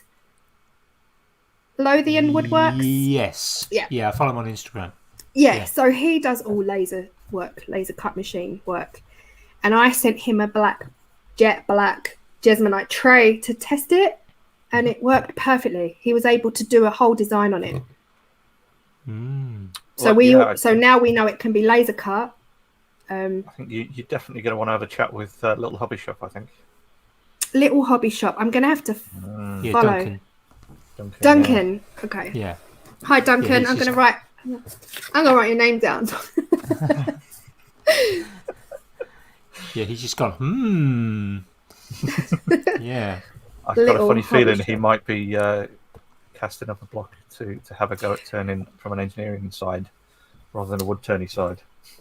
Something just tells me it can be turned, and I know they're telling me it can't be, and I feel like I want to break the rules and try anyway. But not me. I'm not good enough on the lathe to try it. It's probably not something for a beginner. It needs to be someone who's got experience, and I'm not naive enough to know that I'm not there yet. Like, I can't even turn a pen. So I've just asked Rich to just be double safe, because if anything actually hurt him, then I'd feel awfully bad for sending it to him. I don't know. Something tells me it can be, because when I drill it,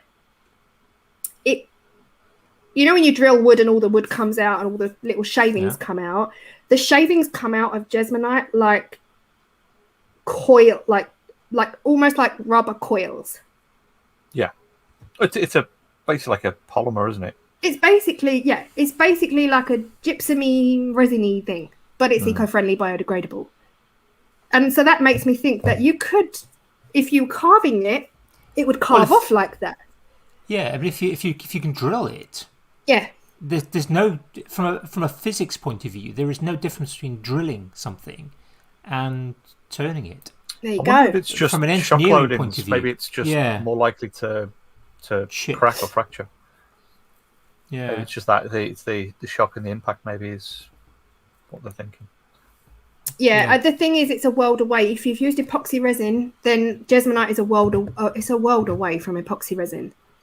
It's so quick, and everything you make is so fast. Knowing that you can have a brand new ready-made product in just 30 minutes is crazy. Cool. So waiting 24 hours for resin. It's hard for me to do resin now. I enjoy resin still, and I will continue to enjoy resin, and I feel like my channel was built on resin, so therefore deep down I kind of have to still continue it a little bit. And it's harder for me because Jesmonite's not available in the USA, and I didn't know that when I started. Ah, interesting. Mind you, it's not available in the UK at the minute, is it? No, to be fair, it's not available anywhere in the world right now. Probably my fault. But I've still got the starter kit that I haven't opened yet. Have you? There you go. There's no stockist in the USA. I don't know why, and I don't. There was talk Jamie, of it. You could sell that. You could sell that to. I think Joel Crawford might have been looking for some Jesmonite. I think it was Joel. Somebody in America was looking for it. There we go. Maybe this is the thing. Yeah. Maybe this is how I make my first million. Add postage. Good. Quadruple the price. Yeah. That's the thing. There's a stockist in not Nova Scotia, British Columbia, Canada. There's a stockist, and they're willing to ship to the USA because I've had two YouTube friends have it shipped. But it's the same price as the product, so you double the cost is crazy. Yeah. And they're all over the world, like stockists in Thailand, Australia, India. It's just crazy that it's not available in the USA.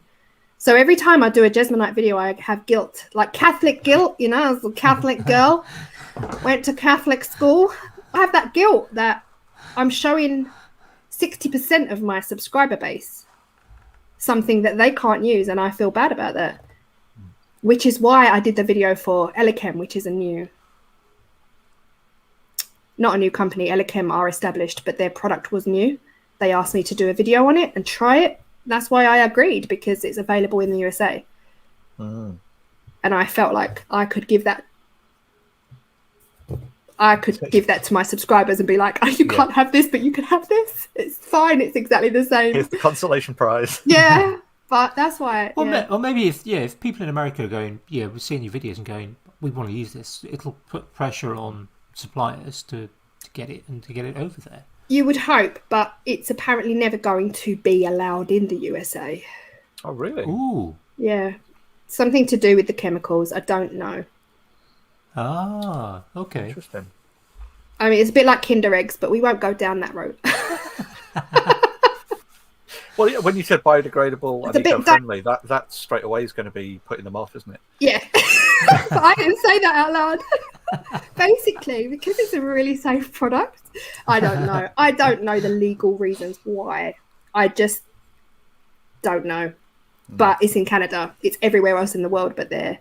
And they've also got their own product as well called Aqua Resin. I've spoken to Aqua Resin. I was going to try some Aqua Resin, but I couldn't afford the shipping. For one video, I was like, nah, I'll pass. Yeah. That's apparently really similar. Charges and everything else as well, isn't it? Yeah. That's exactly it. It was like shipping was £45 for me to try the tester kit, and I can't justify that. I'm not going to earn that back on a video. And then you'd have been hit with the Royal Mail as well, so you'd have had another 12 or 18 quid or something. Exactly, 100%. I'd have got a little note in my door saying, you need to come down here now and pay. Card. 100%, you can do it online now. Yeah. They've finally joined the sort of 20th century. You know, nice and late. Yeah, only just. They're still making 20th century. Did you say or 21st? No, deliberately 20th century. Yeah. Oh, 20. I didn't even clock that. I'm like, 20th century. Oh, but yeah, it's fun. It has been fun. Honestly, I know you asked me about 2 hours ago, Andy, what's next? I would say maybe resin and wood. I'd like to do some. I need a pressure pot. So I'm going to set up a GoFundMe. No, I'm not. I'm joking. I really am joking. I'm going to get a pressure pot. And I'm going to do Amazon wish list. Chuck it in fancy the descriptions. Yeah. Someone told me to do that, but I can't bring myself to do that. But I will get a pressure pot. And yeah, resin and wood. You should get on the Amazon affiliate scheme. If you're not on it, get on the Amazon affiliate scheme. I'm on Amazon. Yeah, I'm on Amazon affiliate. Good. Yeah, I've been there for a couple of years now. That's big. That's a big part of my income now. Amazon affiliate. Yeah, but yeah, that's yeah. You need to do more with that, Andy. Yeah, I must do more of that. Yeah. It's Let's hard. get some videos out. To be honest, It's hard. It's I have plenty of ideas. Yeah, I have plenty of ideas. Don't always have the energy all the time. I want to basically be like Doug. I want to be like Pole Barn. I want to be able to turn a pistachio bowl with green resin and not have it blow up in my face. Because right now I'm at that level where everything just blows up in my face. But I've got my negative rake now. Yeah, JP, I don't know if you're still here, but yeah, I've got the negative rake blades now. So here's a question: can you use Jesmonite with? You mentioned kind of using epoxy and wood. Yeah. Can you use epoxy with Jesmonite? Yes, you can. But I did it. So I did a video on making Jesmonite and epoxy resin pots. Oh, I missed that one. I'll have to go back. I sold 2, and I had to recall them because I sent one to my niece and it broke. So I contacted both of the customers and I said, can I please refund you for those? Like, you can keep them, but please, can I refund you? Because my niece's one broke. And theirs never broke. Theirs were fine. So I asked my niece, where did she have it? Where did she put it? She said she had it in her window. And I said, resin really shouldn't be sitting in the sun. So what had happened was the resin had contracted and just clean break away from the Jesmonite. So, and then someone contacted me on Instagram. I put that under my video. Under the video, I said, update, don't do this. It didn't work. It's broken. Please don't copy me. Don't follow me. Because then I don't want people losing money because of me. Someone messaged me on Instagram saying that actually adding Jesmonite to epoxy resin doesn't work. It will be a temporary thing. But if you add epoxy resin to Jesmonite, it's permanent. Interesting. Oh, okay. Right. So epoxy resin, once fully cured, it's almost impenetrable. Yeah. And Jesmonite's not strong enough to grip it. Jesmonite really doesn't grip much at all, actually. Whereas epoxy resin, once poured onto Jesmonite, will never let it go. Well, because Jesmonite's slightly porous as well, isn't it? So that would make a lot of sense for it to 100%. be like leach in and... Yeah. And they gave me that advice on Instagram literally just last week. And I was like, good to know. If you'd find differences between epoxy resin or like polyester resin, whether polyester resin might be slightly closer to Jesmonite or not. I've never tried polyester resin. They're only because I've heard it quite stinks. nasty to work with. Yeah, they're quite nasty to work with. They're much smellier, and I think they're more exothermic, so you're more likely to get issues because of that. I'm not sure. I think I thought epoxy might have been more exothermic, but I might not be. It might just be the stuff that I'd used. Yeah, I'm not sure. I haven't played with resin since my days in industry, really. I've had 2 exothermic blowouts and never again. Like, it comes when you least expect it. So I don't know about anything about polyester, but epoxy resin is definitely with the thermal camera on my phone. So I was getting like 180 degrees. It was just like a little tester of it was the West Coast epoxy. I thought, I'll just see what it's like, see what the temperature's like. Wow. Crazy hot. Yeah, the thing is, I'm not even gonna. I can't even start that conversation either because of my mouth. We had this whole resin safety thing, right? And I've got a bit of a bee in my bonnet about resin safety. It's a little bit like, why don't you want to wear a mask? basically. Yeah. So we see it with resin printed all the time. Right. And the thing is with exothermic reactions, people get exothermic reactions all the time. And if you're not wearing a mask, that's some serious smoke, fumes. Mm-hmm. I just can't get it. Spitting as well, and you. Yeah, I've literally had that. I didn't know what was happening. My very first exothermic reaction, I honestly didn't think I'd ever do resin again, because it was just like cracking, and I was like, "What's going on?" And then this smoke started bellowing out. Yeah, I don't know why anyone would want to not wear a mask, but I've actually spoken to major resin like Total Boat are famous in America. They're big. Yeah. They 100% fully recommend mask and gloves. Rightly so, yeah. I mean, so when I see people using Total Boat, yeah. I see people... Yeah, because Jeff Shaw runs their Total Boat have a makerspace, which Jeff Shaw runs. And whenever you see them doing epoxy projects, so he's done stuff with Tim Sway and a few other sort of big name YouTubers, and whenever the resin's out, they're fully PPE'd up.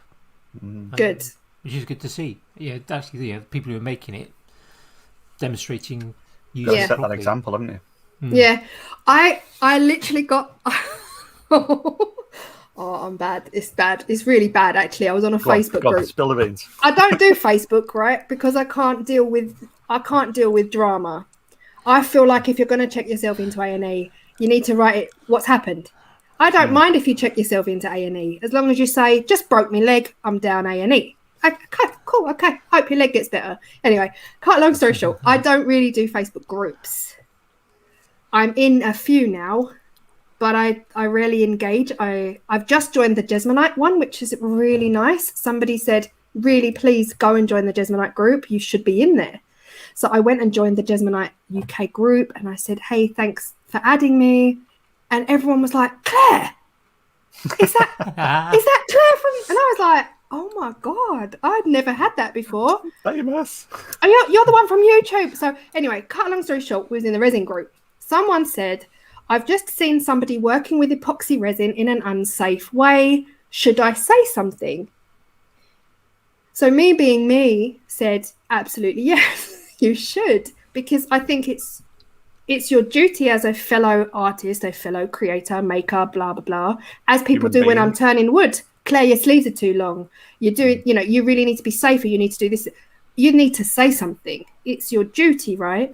And I said on there, I do believe as a fellow artist, you should be able to say, I wouldn't recommend that, or I think maybe you could try it this way. And I feel very strongly about that when it comes to wearing masks. Well, I wrote this in the Facebook group. In the epoxy resin Facebook group.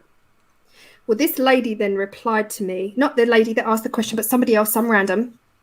Let's call her Doris. Karen. She replied this 10-page email, absolutely tearing me to shreds for saying that I would tell people that they should be wearing a mask. But she was thinking COVID, right? Because I'm thinking this is an epoxy resin group. I'm naturally, because I know what I'm talking about, I'm talking respirator for epoxy resin art, because this is an epoxy resin group. No, she thought I meant COVID mask. She laid into me like I've never been laid into before in my life. It was long as well. It was like, how dare you, people like you. And it went on and on and on. She gave me all of these scenarios in which women might have been subjected to whatever, and that might be the reason they might not want to wear a mask. And I was like, can I please stop? I was like, sorry, this is a resin group, right? And then came this massive apology. I was like, good. Are you okay? Well, I was going to say, I'm glad they apologised. That was the main yeah. Thing. I was literally, I wanted to say to her, do you need help? Do you need a hug? That's the thing. if you're in a Facebook group, you've got to just put, "You okay, hun?" Yeah, I did. I said, "Are you okay? Do you need to talk?" Because that was excessive. But yeah, it's cool. Lindsay, yeah. Well, Andy and I are in a couple of Discords, and a lot of people who do resin 3D printing, and there's so much complacency in people just not doing it in a safe manner.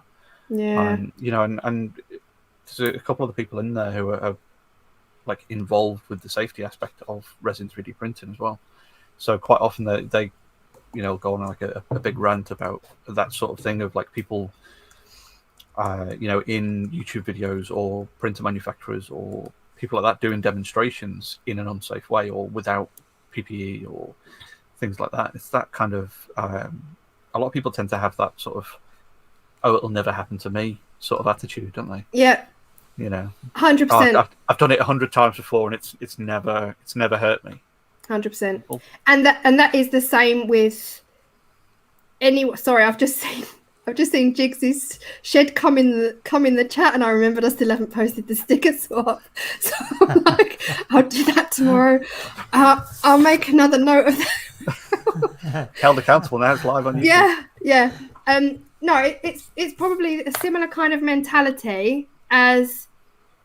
Well, like I guess it's the same as me eating rubbish, knowing that it's not doing me any good. It's the same as, is it? I don't know. Is it? Not wearing a seatbelt, I think. Yeah. But is it? I mean, can you compare? Because I guess people smoke, people drink, me included, eating rubbish. I'm putting all this stuff into my body. But I feel so strongly about wearing a respirator for epoxy resin.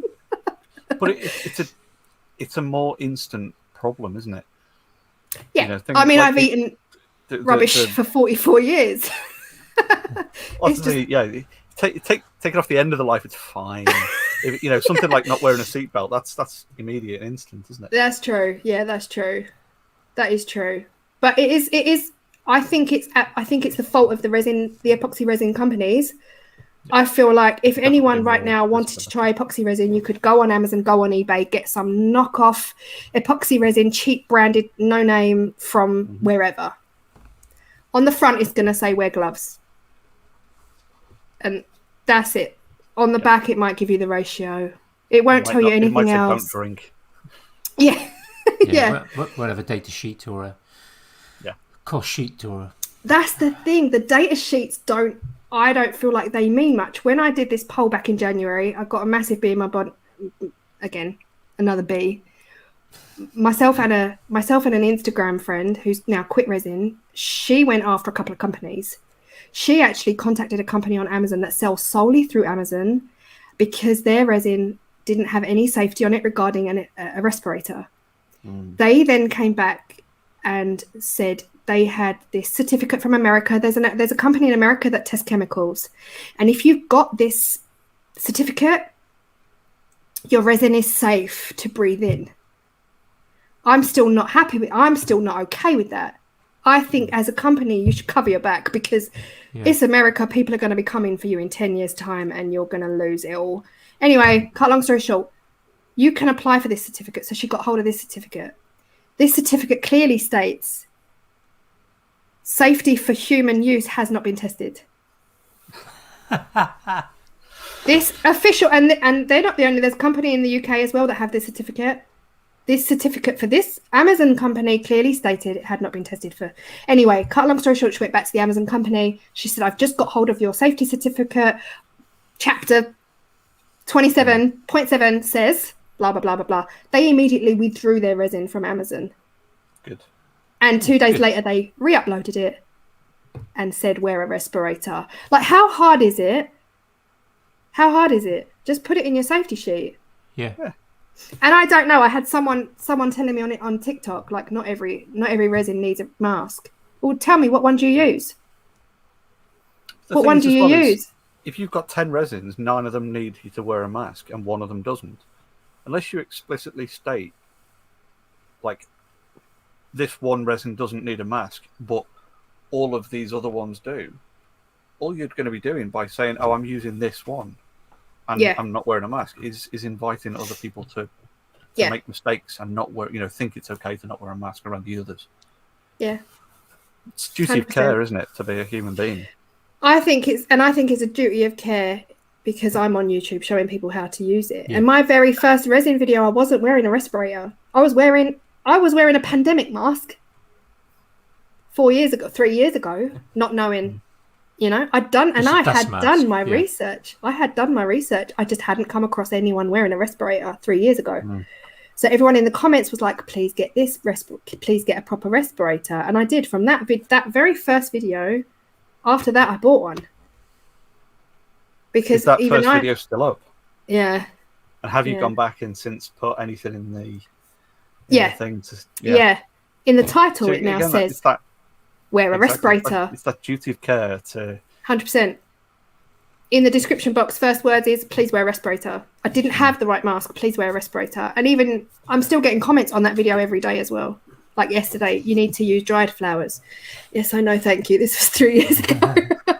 I've learned a lot since this video. Thank you so much.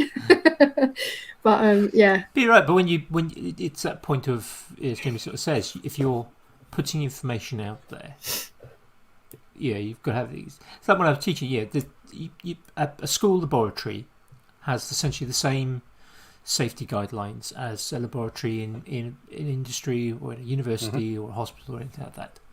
And so, there shouldn't be any eating or drinking in them. Now, when I was teaching science, I always made sure that, in my lessons, no one was eating or drinking. And I would make sure that was the case. Now, did I ever kind of, sit in a lab marking at 5 o'clock at night with a cup of tea next to me? Well, yes, I did, but not when there were students around. Yeah. Not in a lesson. It's that difference between what I'm doing also in kind of sort of public, teaching, educating, and what I'm doing in essentially private. If somebody wants to not wear a respirator, which would be a stupid thing to do, when working with epoxy resin, well, that is their choice. But don't stand up on YouTube and say, this is how you work with resin, because you're then telling people how to not to do it safely. And that is my biggest worry, that someone's going to look and go. There are some YouTubers, of course, I won't name names, huge YouTubers. In my field, I'm talking resin art, weekly videos, resin artists, not necessarily. Narrowing it down though, Claire. And I get messages from my girls all the time saying, oh, she doesn't, this person, and I was like, oh, I know she doesn't, but that's her. And I just feel it's irresponsible, to be honest. Even if it's almost like people don't like being told what to do, but guess what? You pay your rent and you put your bins out on a Tuesday because they get collected. So let's just, it's, I don't know what it is. There's a word, but I work with preschool children, so I don't have it. but this is like Andy was saying before, like the whole sort of thing with, wearing a seatbelt and stuff like that is there is that kind of thing of like, do you look when you're crossing the road? Do you wear a seatbelt when you go through, as much as there is, reliance or, things in place to kind of try and mitigate risks, there's still other things that you can do. Everyone is taught not to crash their car. You still go click before you drive off, because totally. Sometimes stuff happens. I know. Oh, I could talk all night, but I when I did my safety video, it took me months to build up the courage to do the safety video, because when I did the poll on my Instagram, I had like 100 and something responses. 50% said no, don't wear a mask. And I absolutely won't name this person, because this person was under 18, and they told me they are part of a big maker family and none of them wear masks. And I said, oh, maybe speak to your parents. So I had that hurt, because I was like, you're young, bit too young for lung disease, but I didn't say that to him. But yeah, well, people do, especially when they're young. They do think they're kind of higher lunatic. This is why I've got a knackered back, because when I was in my 20s, I thought I was invincible, and eventually I got to the point where I wasn't invincible anymore. And now you never listened to people our age giving you advice, do you? Well, exactly. When you were that age, there weren't people then. Before the internet, things like that. I was around then, Andy. I remember when we got it, dial-up tone. Yeah, well, I'm literally talking before even sort of. Yeah, I didn't have ARPANET dial-up for. Yeah, it was kind of the old. It was in the old modem with the kind of, you put your telephone on top of the modem days. Yeah. Okay. Not even the plug in the back of the computer. You literally have to connect your telephone to you dial the number and put it on the. It was a proper modem then, with kind of which didn't work if you had the wrong shaped phone. I actually don't remember getting internet for the first time. I'd say I was probably 21 when I got my flat when I was 21. I probably had internet for the first time. Yeah. Good times. Yeah. Good times. Right, we've been talking for nearly 2 hours, and we did say we were going to try and not be. Have we? Yeah. Yeah. We did warn you the waffles. Oh, waffle. I'm sorry. Don't apologise. This is our. We don't have time limits, really. We don't have. And we did warn you that every person who's said so far, I don't know whether there's going to be much to talk about. There was no way. I was like, Andy, give me an hour, because I won't. I'll either talk, which I have. I've talked over everyone and dominated. I'm so sorry about that. But also, I didn't think I'd talk for an hour. I clearly don't know myself. Literally, 5 hours later. Every person that we've had on who said, I'm not sure if I can talk for very long. Those things they've been the longest running ones. Well, I mean, this is it. We're going to have to try and beat Phil now, haven't we? No, I've because I've got to get up at 6 tomorrow. I'm going to let whoever won last week's. Yeah, I'll let them keep that. Yeah, I think Phil is going to. Phil's going to keep that for a while. I think. Yeah. So let's kind of we'll start the close. I mean, our closing up has taken in excess of an hour before. But what's been grabbing your attention? Or what you've been thinking about. Obviously, you've mentioned you're planning for your trip to Scotland. Yes. What's been grabbing your attention? What have you been reading, watching, preparing for, making, doing? What's your kind of? Well, listen. I'll put it out there right now. I want to watch more YouTube videos of people I'm subscribed to. It's hard. Yeah. It's got harder and harder and harder, and I feel guilty. Oh my God, this is Catholic school again coming up. I feel guilty that I am not supporting the people that I used to support a lot more, because things have changed now, and I am trying to find the time to do that. Oh, sorry, microphone. I'm trying to find the time to do that. So I'm very much like, I'll support people. I don't want to say this out loud. I'm not going to lie. Over the top of it. Yeah. Basically, if a video is under half an hour, I can find half an hour. Yeah. So if some of my there are certain YouTubers, I will not miss a video. And they are van lifers. They're not even artists. I've got a friend in Australia. You guys have heard me, I'm sure. Her name's Lisa. Live It Like Lisa. Live It Like Lisa was the first YouTube channel I ever started watching 4 years before I started my YouTube. When I started my YouTube, I was still watching her. All art, DIY art, crafty bits and bobs. Like Christmas, Halloween, crafting. Loved it. Right up my street. DIYs for the home. And I was obsessed. I loved her to pieces. I started my YouTube channel. I watched every video without fail. When I got to 5,000 subscribers, she was on 10. And I remember we became friends. And we're still friends today. So we became friends. It's like I had to stalk her. Like I needed her in my life. She needed to be my friend. I loved her. She needed to be my friend. So I was just like, you will notice me. So I always supported her. And to this day, I don't miss one of her videos. Her videos could be 1 hour long and I will watch it from start to finish because I find her relatable, enjoyable to watch. She does vlog styling and she's funny and she's sarcastic and she swears and I just love her. So I won't miss one of her videos. But there are other people I want to support more, but sometimes their videos are 2 hours long and I haven't got 2 hours. I haven't physically got... One thing I'm finding hard in 2021, you can diagnose me. I'm finding it hard to sit down. And I'm not going to say I've got ADHD because I absolutely have not got ADHD. But since quitting my job, I feel guilty for sitting down.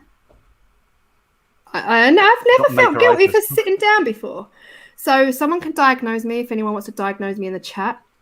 If I sit down and I press play on a video that's an hour long, I feel bad about it. I should be doing something else. I should be upstairs. I should be loading the dishwasher. I should be cleaning. This house is an absolute. I should be doing something better. But so, I think that's Andy, to answer your question. It's Catholic guilt. It's Catholic guilt again. It is. I blame my parents. To answer your question 3 hours later, Andy, again, I want to catch up on more people's videos, but sadly that won't include videos over half an hour long. Books I'm reading, someone just asked me. I read a lot of non-fiction. Non-fiction. The book I'm reading at the moment is called Surrounded by Idiots. It's I like psychology. I just pointed us to. I like books about human psychology, the human brain, how people think and how people respond to others and how people treat other people and how it's a direct reflection of who they are inside and stuff like that. I love all that. I did psychology A level. I failed it, but I did it. I went to uni as well. I went to uni for 2 weeks. It was great. Dropped out of that as well. But yeah, I love anything to do with self-employment syndrome. Is that a thing? I'm really gullible as well, but it's Dan. It's come from Dan. It's Dan. Okay, I need to write that down because Stark Raven Lunatic is Dan. That will take me a year to learn. It's taken me so long to get people's names. But the other book I've got on the go is something called Mind Management. I think it's something like that. They're not deep. They're just, I like human pop psychology. Yeah. Surrounded by Idiots it's just all about basically 4 personality types and they label them as colours. So a certain colour will be a certain personality type. And it's just learning who is what. But I have had the book a good 8 months and I've only read about 30 pages. Yeah, I've got books out of that. That's fair. Yeah. Yeah. Whereas books I used to read were comedy, travel books like Round Island with a Fridge. Just funny books I used to read. I don't read fiction at all. Really just no interest at all. I should do, but I don't. Why should you? You read what you like. Yeah, absolutely. No, I know, but fiction is more escapism, isn't it? It allows you to actually get away and get into another. So it's making. Yeah, I used to read fiction, like Chocolat. You know the film Chocolat? So much better than the film. But yeah. Most books are. Yeah. I'm just looking at the bookshelves. We've got ceiling to floor bookshelves here. I'm just looking over what have I read? But moving forward, Andy, back to your question 2 hours ago. Van lifers. I watch a lot of van lifers and Live It Like Lisa. I'll be honest. They're my go-to. So there's a lady on YouTube called Tam's Creative Corner. I also followed her as well. Me and Live It Like Lisa are now besties, and she supported me from day one. She was my first ever YouTube collaboration as well. She was just amazing. But Tam's Creative Corner is a resin artist, an epoxy resin artist. I learned a lot from her, and we also became friends. She's in America. We chatted a lot, but her and her husband have just packed up everything, sold everything they own, and they've bought a fifth wheel. And I am in love. I watch every single one of their videos. So their new channel is called Till Further Notice. It's called, Till Further Notice. And they're just basically, they literally just gave it all up. Retired, quit everything, sold the house, sold the car, sold the whole shebang. They bought this massive fifth wheel and they're traveling. Her husband's an artist as well, so they're just traveling America. And I love videos like that. I love videos. I like the idea of that, but I not having a workshop. I mean, I've seen people. There was Josh from who works with Bob Claggett. Prior to working with Bob Claggett, they had a fifth wheel, and he had a CNC in the back. So literally, you opened up kind of the boot, and there was kind of out came this like X-carve, and there was some pile of tools. And I think they had a 3D printer, and that was quite cool. I think, but.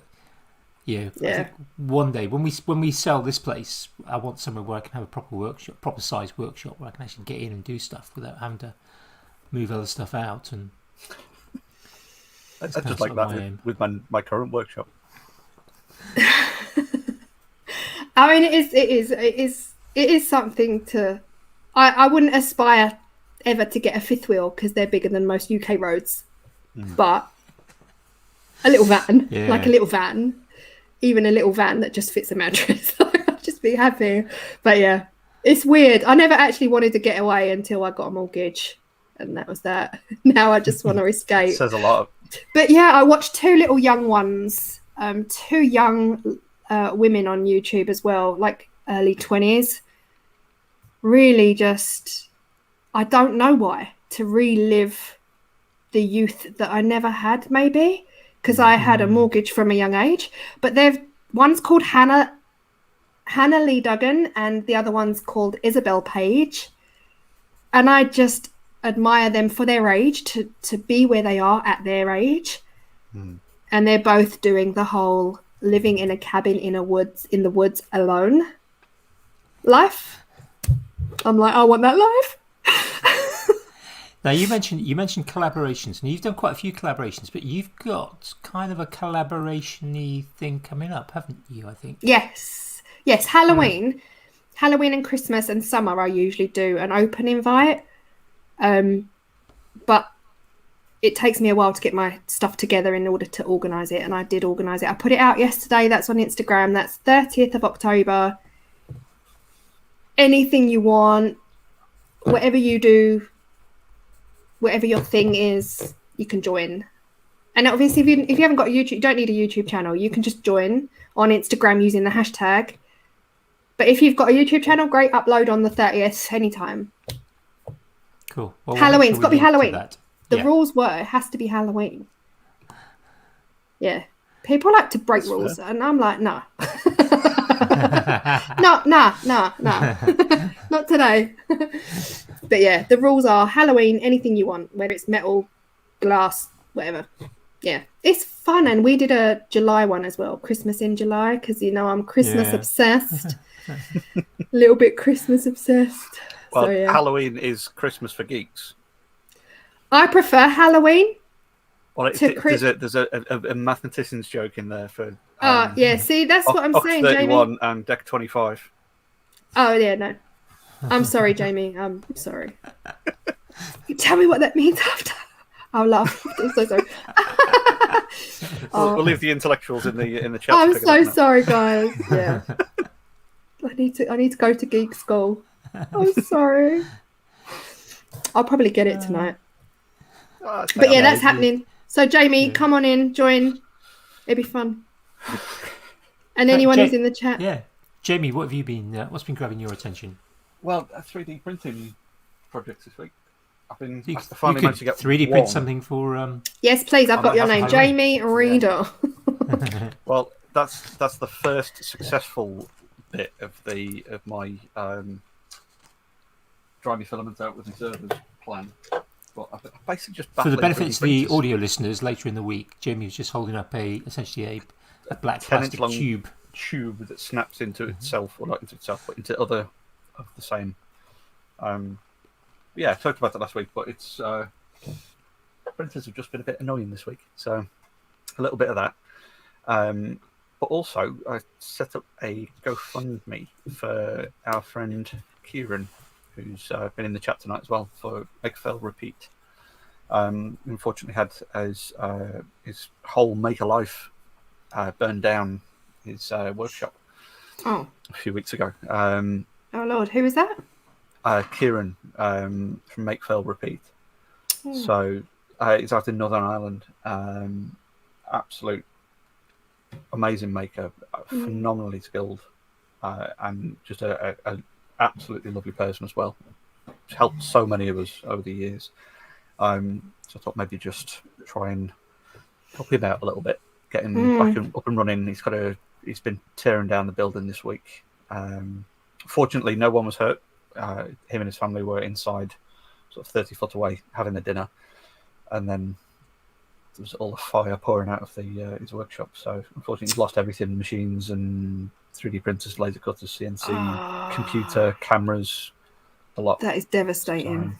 So, yeah, clearing out the building this week, ready for trying to sort a new building and then up again from scratch. So and he's going to put the link for that. The link will be in the chat, and the Ian in the shed has just posted up that he gave a shout out for Kieran on Scott Blue Light Turner's live the other night, and Scott auctioned off one of his bowls to help him out. That's superb. So I can do that. I mean, my bowls aren't worth anything, but I can do something to help. I'd like to help. As the Tesco motto says, every little helps. Yeah. Just let me know. I've got some bowls I've made on the shelf. They're not great, but they'll get a $5 or something.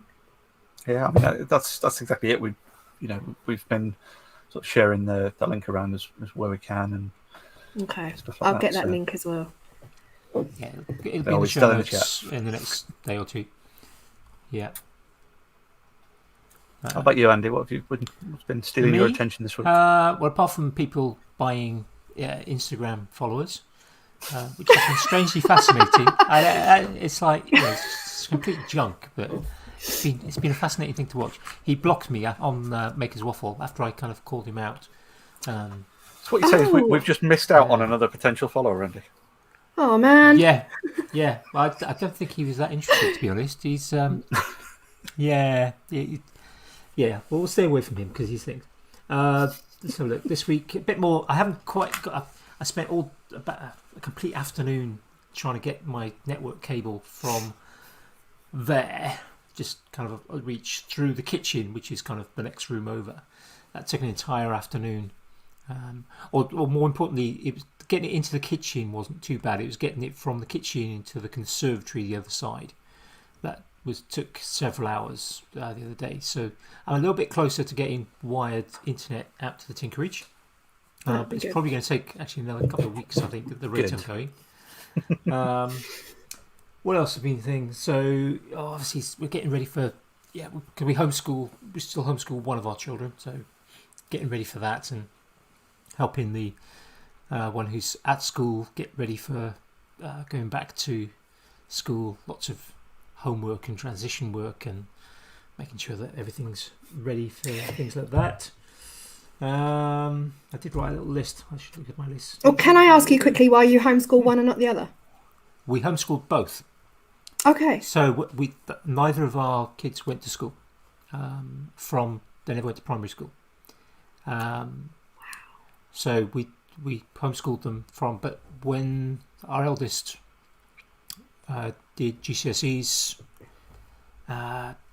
finished GCSEs and wanted to do A-levels, and we wanted them to get the best possible input into the A-levels so that they could go off to university if they want. So they signed up for sixth form. So first day of school ever was first day of sixth form. Wow, that is incredible. So and you and your wife are both teachers. Yeah, although my wife, when we got to the point where we were going to homeschool, my wife had only been working part-time after our kids were born. And when it got to the point of we had our eldest signed up for primary school, but all the time we were kind of up to the kind of date in March where they kind of tell you exactly which primary school you're going to get. Yeah. Because obviously we put in for several because we were in a city at the time, and it was like we just had more and more doubts about this particular school that we were most likely to get into. And having both been teachers, we were like, we know the negative sides of school. Yeah, the kind of primary schools certainly back then were SATs factories in kind of too many year groups. So my wife, basically I stayed teaching, and my wife stayed at home and taught unpaid. But then we swapped over when I had to give up work because of my back. We swapped over. But at that point they were then both in secondary school. So, but once our eldest finished GCSEs, it was a case of, right, A-levels, let's get people. We could have done it, and she's a fantastic student. She's a very self-motivated self-learner, very driven, teaches herself a lot of things.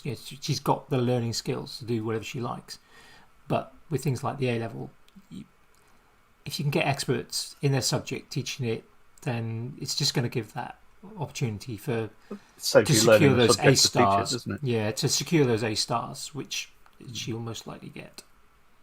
Oh, that's really fascinating stuff. I might ask. My sister's got 4 girls, and one just doesn't do well at school. Like academically, she's really good, but she can't cope with school at all. So they're now going to look into homeschooling her. The numbers of kids that are homeschooling now, I mean, we're in homeschooling groups. And the numbers that have decided they don't want to send their children back to school after the kind of the pandemic.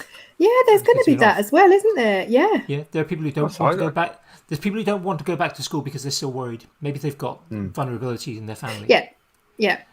But there are people who have, when the kind of COVID hit and schools basically closed and said, look, we're going to teach you at home.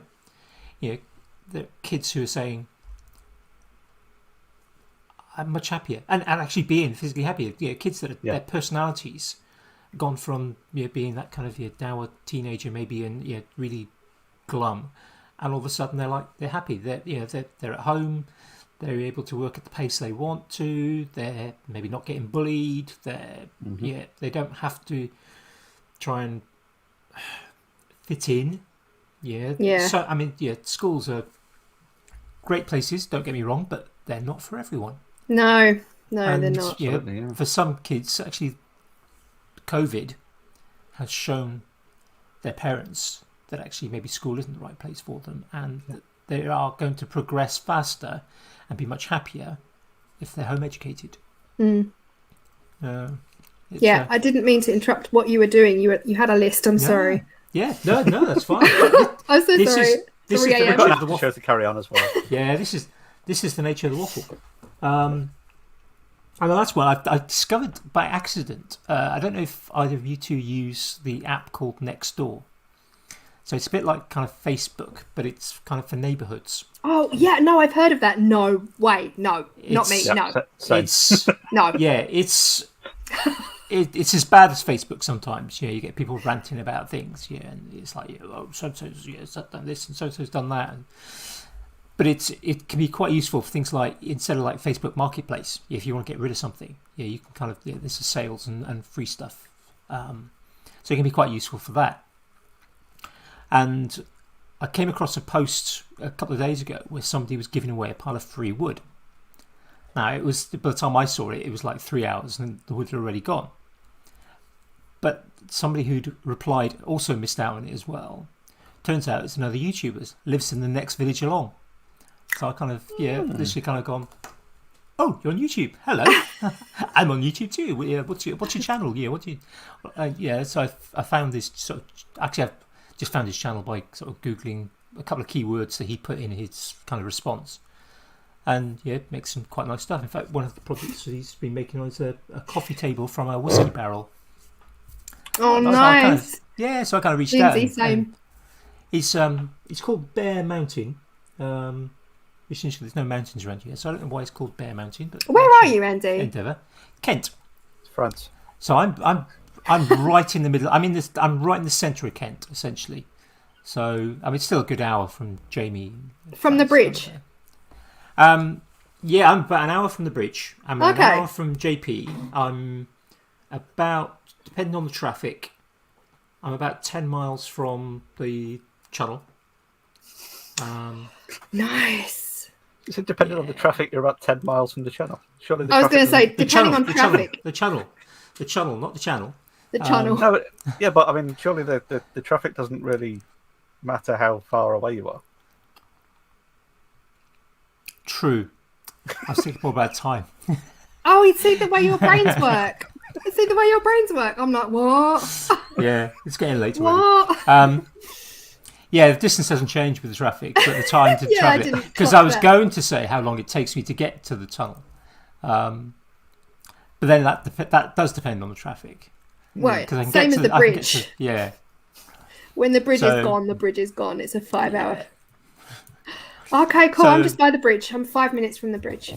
So not too far then. Yeah. So it'd be about an hour or so from me.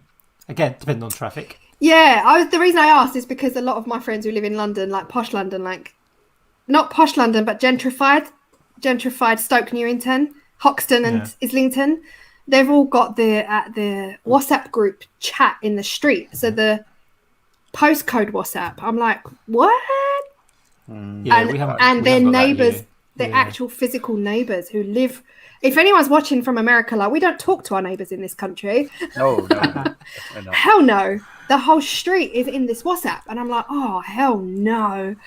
No. Especially from London. Like, you don't want anyone to know you. We live in Essex now, I know. It's different. People do say hello. Our neighbours are really lovely and they talk, but bye. They're still your neighbours and they stay that way. Yeah, I don't need to be in a WhatsApp. Our immediate neighbours are lovely, and I tend to see them most days because they've got a dog as well. So I tend to see them most days on sort of dog walk. Mine are great because but they're my this- in-laws.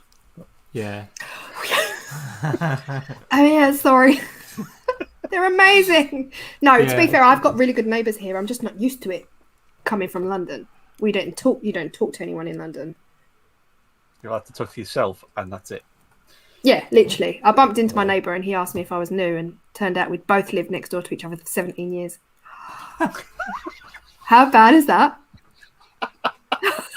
17 years, guys. But we're in flats. So, like, we're in a flat in an apartment building, and then you're going out into the lifts, and, 17 years. Yeah. yeah. We've got some nice neighbours, and we've got some not so nice neighbours in our street. Yeah, next door is as good as we get, but I tend to keep it muted most of the time. But it was interesting to get. Actually, there's somebody in the next village, which is it's 4 or 5 miles. And then actually, in a different direction, 5 miles in another direction, I've got Kelly Sands, who's the gentleman maker, who does YouTube occasionally and a Shedcast podcast. How cool is that? There's a few of you that's in quite Kent cool. then. Yeah, Jiggy's Shed is yeah. in Kent. Is that you? You're in Kent, aren't you, Yeah, Jiggy's? he is. Yeah, he's about. See, I don't know whether to Toompish take time is or in distance now. Wendy's in Kent. Yeah. Toompish. Yes, she is. Yeah, Ah, Yeah. I feel like I suddenly want to pay the toll and go over the bridge. yeah. Wendy's about. Slumming it. Distance-wise, it's not too far. Not for long. Distance-wise to Wendy's, probably about 25 miles, no more than that. But it's probably a good Okay. hour's drive, just because the roads are so rubbish. Unless you're right next to the motorway and it's on the motorway, the roads are so rubbish. So yeah, she's about an hour's drive from me. JP's about an hour's drive. Jigsy's about 40 minutes from me. There are quite a few. There's Oh, quite you're a the few in West Kent. Yeah. There are, when you really think about it, I guess. Yeah. Oh, it's a big county. Yeah, It is. Yeah. And quite populous. Yeah. It's one of the most populous counties. that was another one of my COVID rants I thought you'd all like to know before we say goodnight. Because we live so close to the bridge, we're 3-4 minutes away. You get that, you probably know, guys, but you get a residential bridge permit Yeah. because you're a neighbour of the bridge, right? So you get it cheap. We haven't applied for it yet, so we pay for this online account, right? The online dart charge. Yeah. And the last time we was in Kent was beginning of March 2020, before we really knew the world was coming to an end, right? So we've gone over. There's a restaurant. Oh, there's a restaurant down. I think it's Kent or Surrey. Anyway, it's a restaurant. Oh my god, what's it called? It's an American themed restaurant. Anyway, it's amazing. They do amazing ribs. Cut long story short, we came back beginning of March 2020. Never went back over the bridge, obviously, because lockdown came. So, dart charge, we've got about £12 on the account. And then April 2021, literally just April, I get an email saying, we've closed your dart charge account because you've not used it for a year. That's ridiculous. Thank you. I'm glad I got that response because I reacted exactly the same way. I'm thinking this is a government-led website, a government-led toll crossing. I've not been allowed out. So and actually when we did go out for a drive, which was a real no-no, there was police everywhere at the M25 entrance. Like, where are you going? Is it an essential journey? Yeah.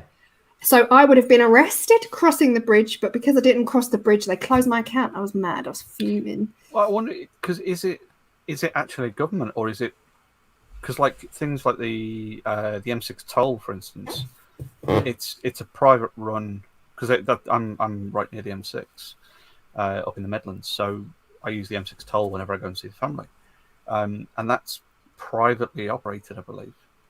It's the toll, so I wonder if the bridge is the same. It's .gov. Is that government, or would that still be .gov, even though it could be private? I'm not sure, to be honest. It could still be privately run. I mean, it's I'm not sure. G4S run stupid amounts of stuff. It's a private company, but it was exactly 1 year from March 2020 to March 2021. I didn't use the bridge. Go figure. Are you joking? I would challenge that. There will be a clause somewhere from 2018, 2019, when they rejigged it for GDPR. There will be a clause in there somewhere saying if your account hasn't been logged into, we'll close it for GDPR reasons. Yeah, I did challenge. It wasn't challenging as in it just said if you want to keep your account open, click here. Go driving. Yeah. It's fine. I clicked, but it was come on, guys, you had one job. We haven't been allowed out for 12 months. And I bet there'll be people that will have left a lot of money in the account and not seen the email. 100%. Yeah, we had £10 or £12 in there, and one crossing costs £1 something. Yeah. If we get the residential local thing, it's 10p. Nice. But we don't go over often enough to warrant even applying for it, to be honest. But sorry, make full. Yeah, it's true. Well, I'm. Jigsies. That's good to know. Yeah. Sorry, guys, go on. No, I was going to say, as Kieran, because I was going to mention that things like TV license, which is, essentially government, but it's not. It's Capita who do all the TV license. Oh, didn't know that either. Capita are huge. They've got fingers in so many pies. Like Kieran says, they're so much like G4S and that kind of thing. They're just masquerading as government entities. Did not know that. So much I don't know. To make huge amounts of money from the public purse. Yes. On that note, Claire, where can people find you if they want to find if they don't already know where you are? Where could people find you? I'm pretty much everywhere. I really am. I neglect Facebook a little bit too much. I need to really work harder at my Facebook. But YouTube, my name is Claire's Crafty Corner. And I think it's Claire's Crafty Corner on Instagram as well. I'm back to front. Yeah, Instagram, TikTok. Yeah, TikTok is a much faster growing platform, to be honest. It's taken me like a year to get double what I've got on Instagram in 4 years. Wow. TikTok is very, very quick. It only takes one video. Like I can stir a pot of resin for 10 seconds and get 50,000 views. TikTok is insane. Mm-hmm.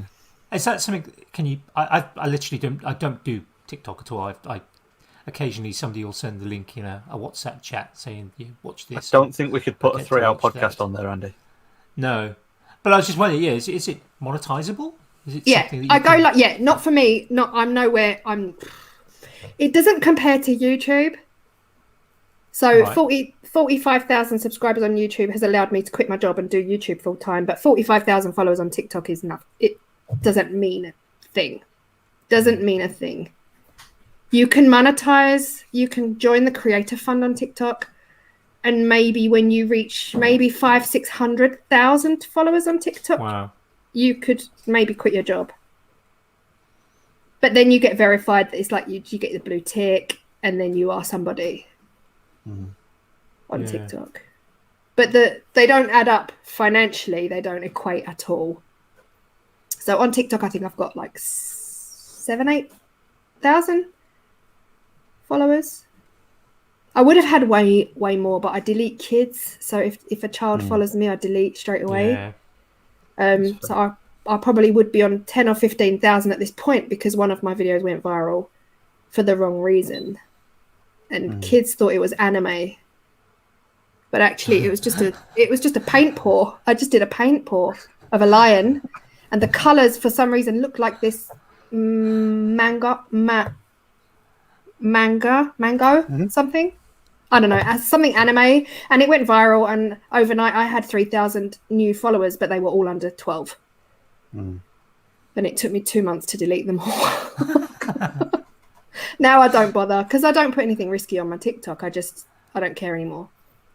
There's nothing on there that's risky. So sorry, to answer your question from an hour ago, Andy, I am on TikTok, Instagram, YouTube, and Facebook, and Twitter, but I don't use it, and Pinterest, but I don't use it.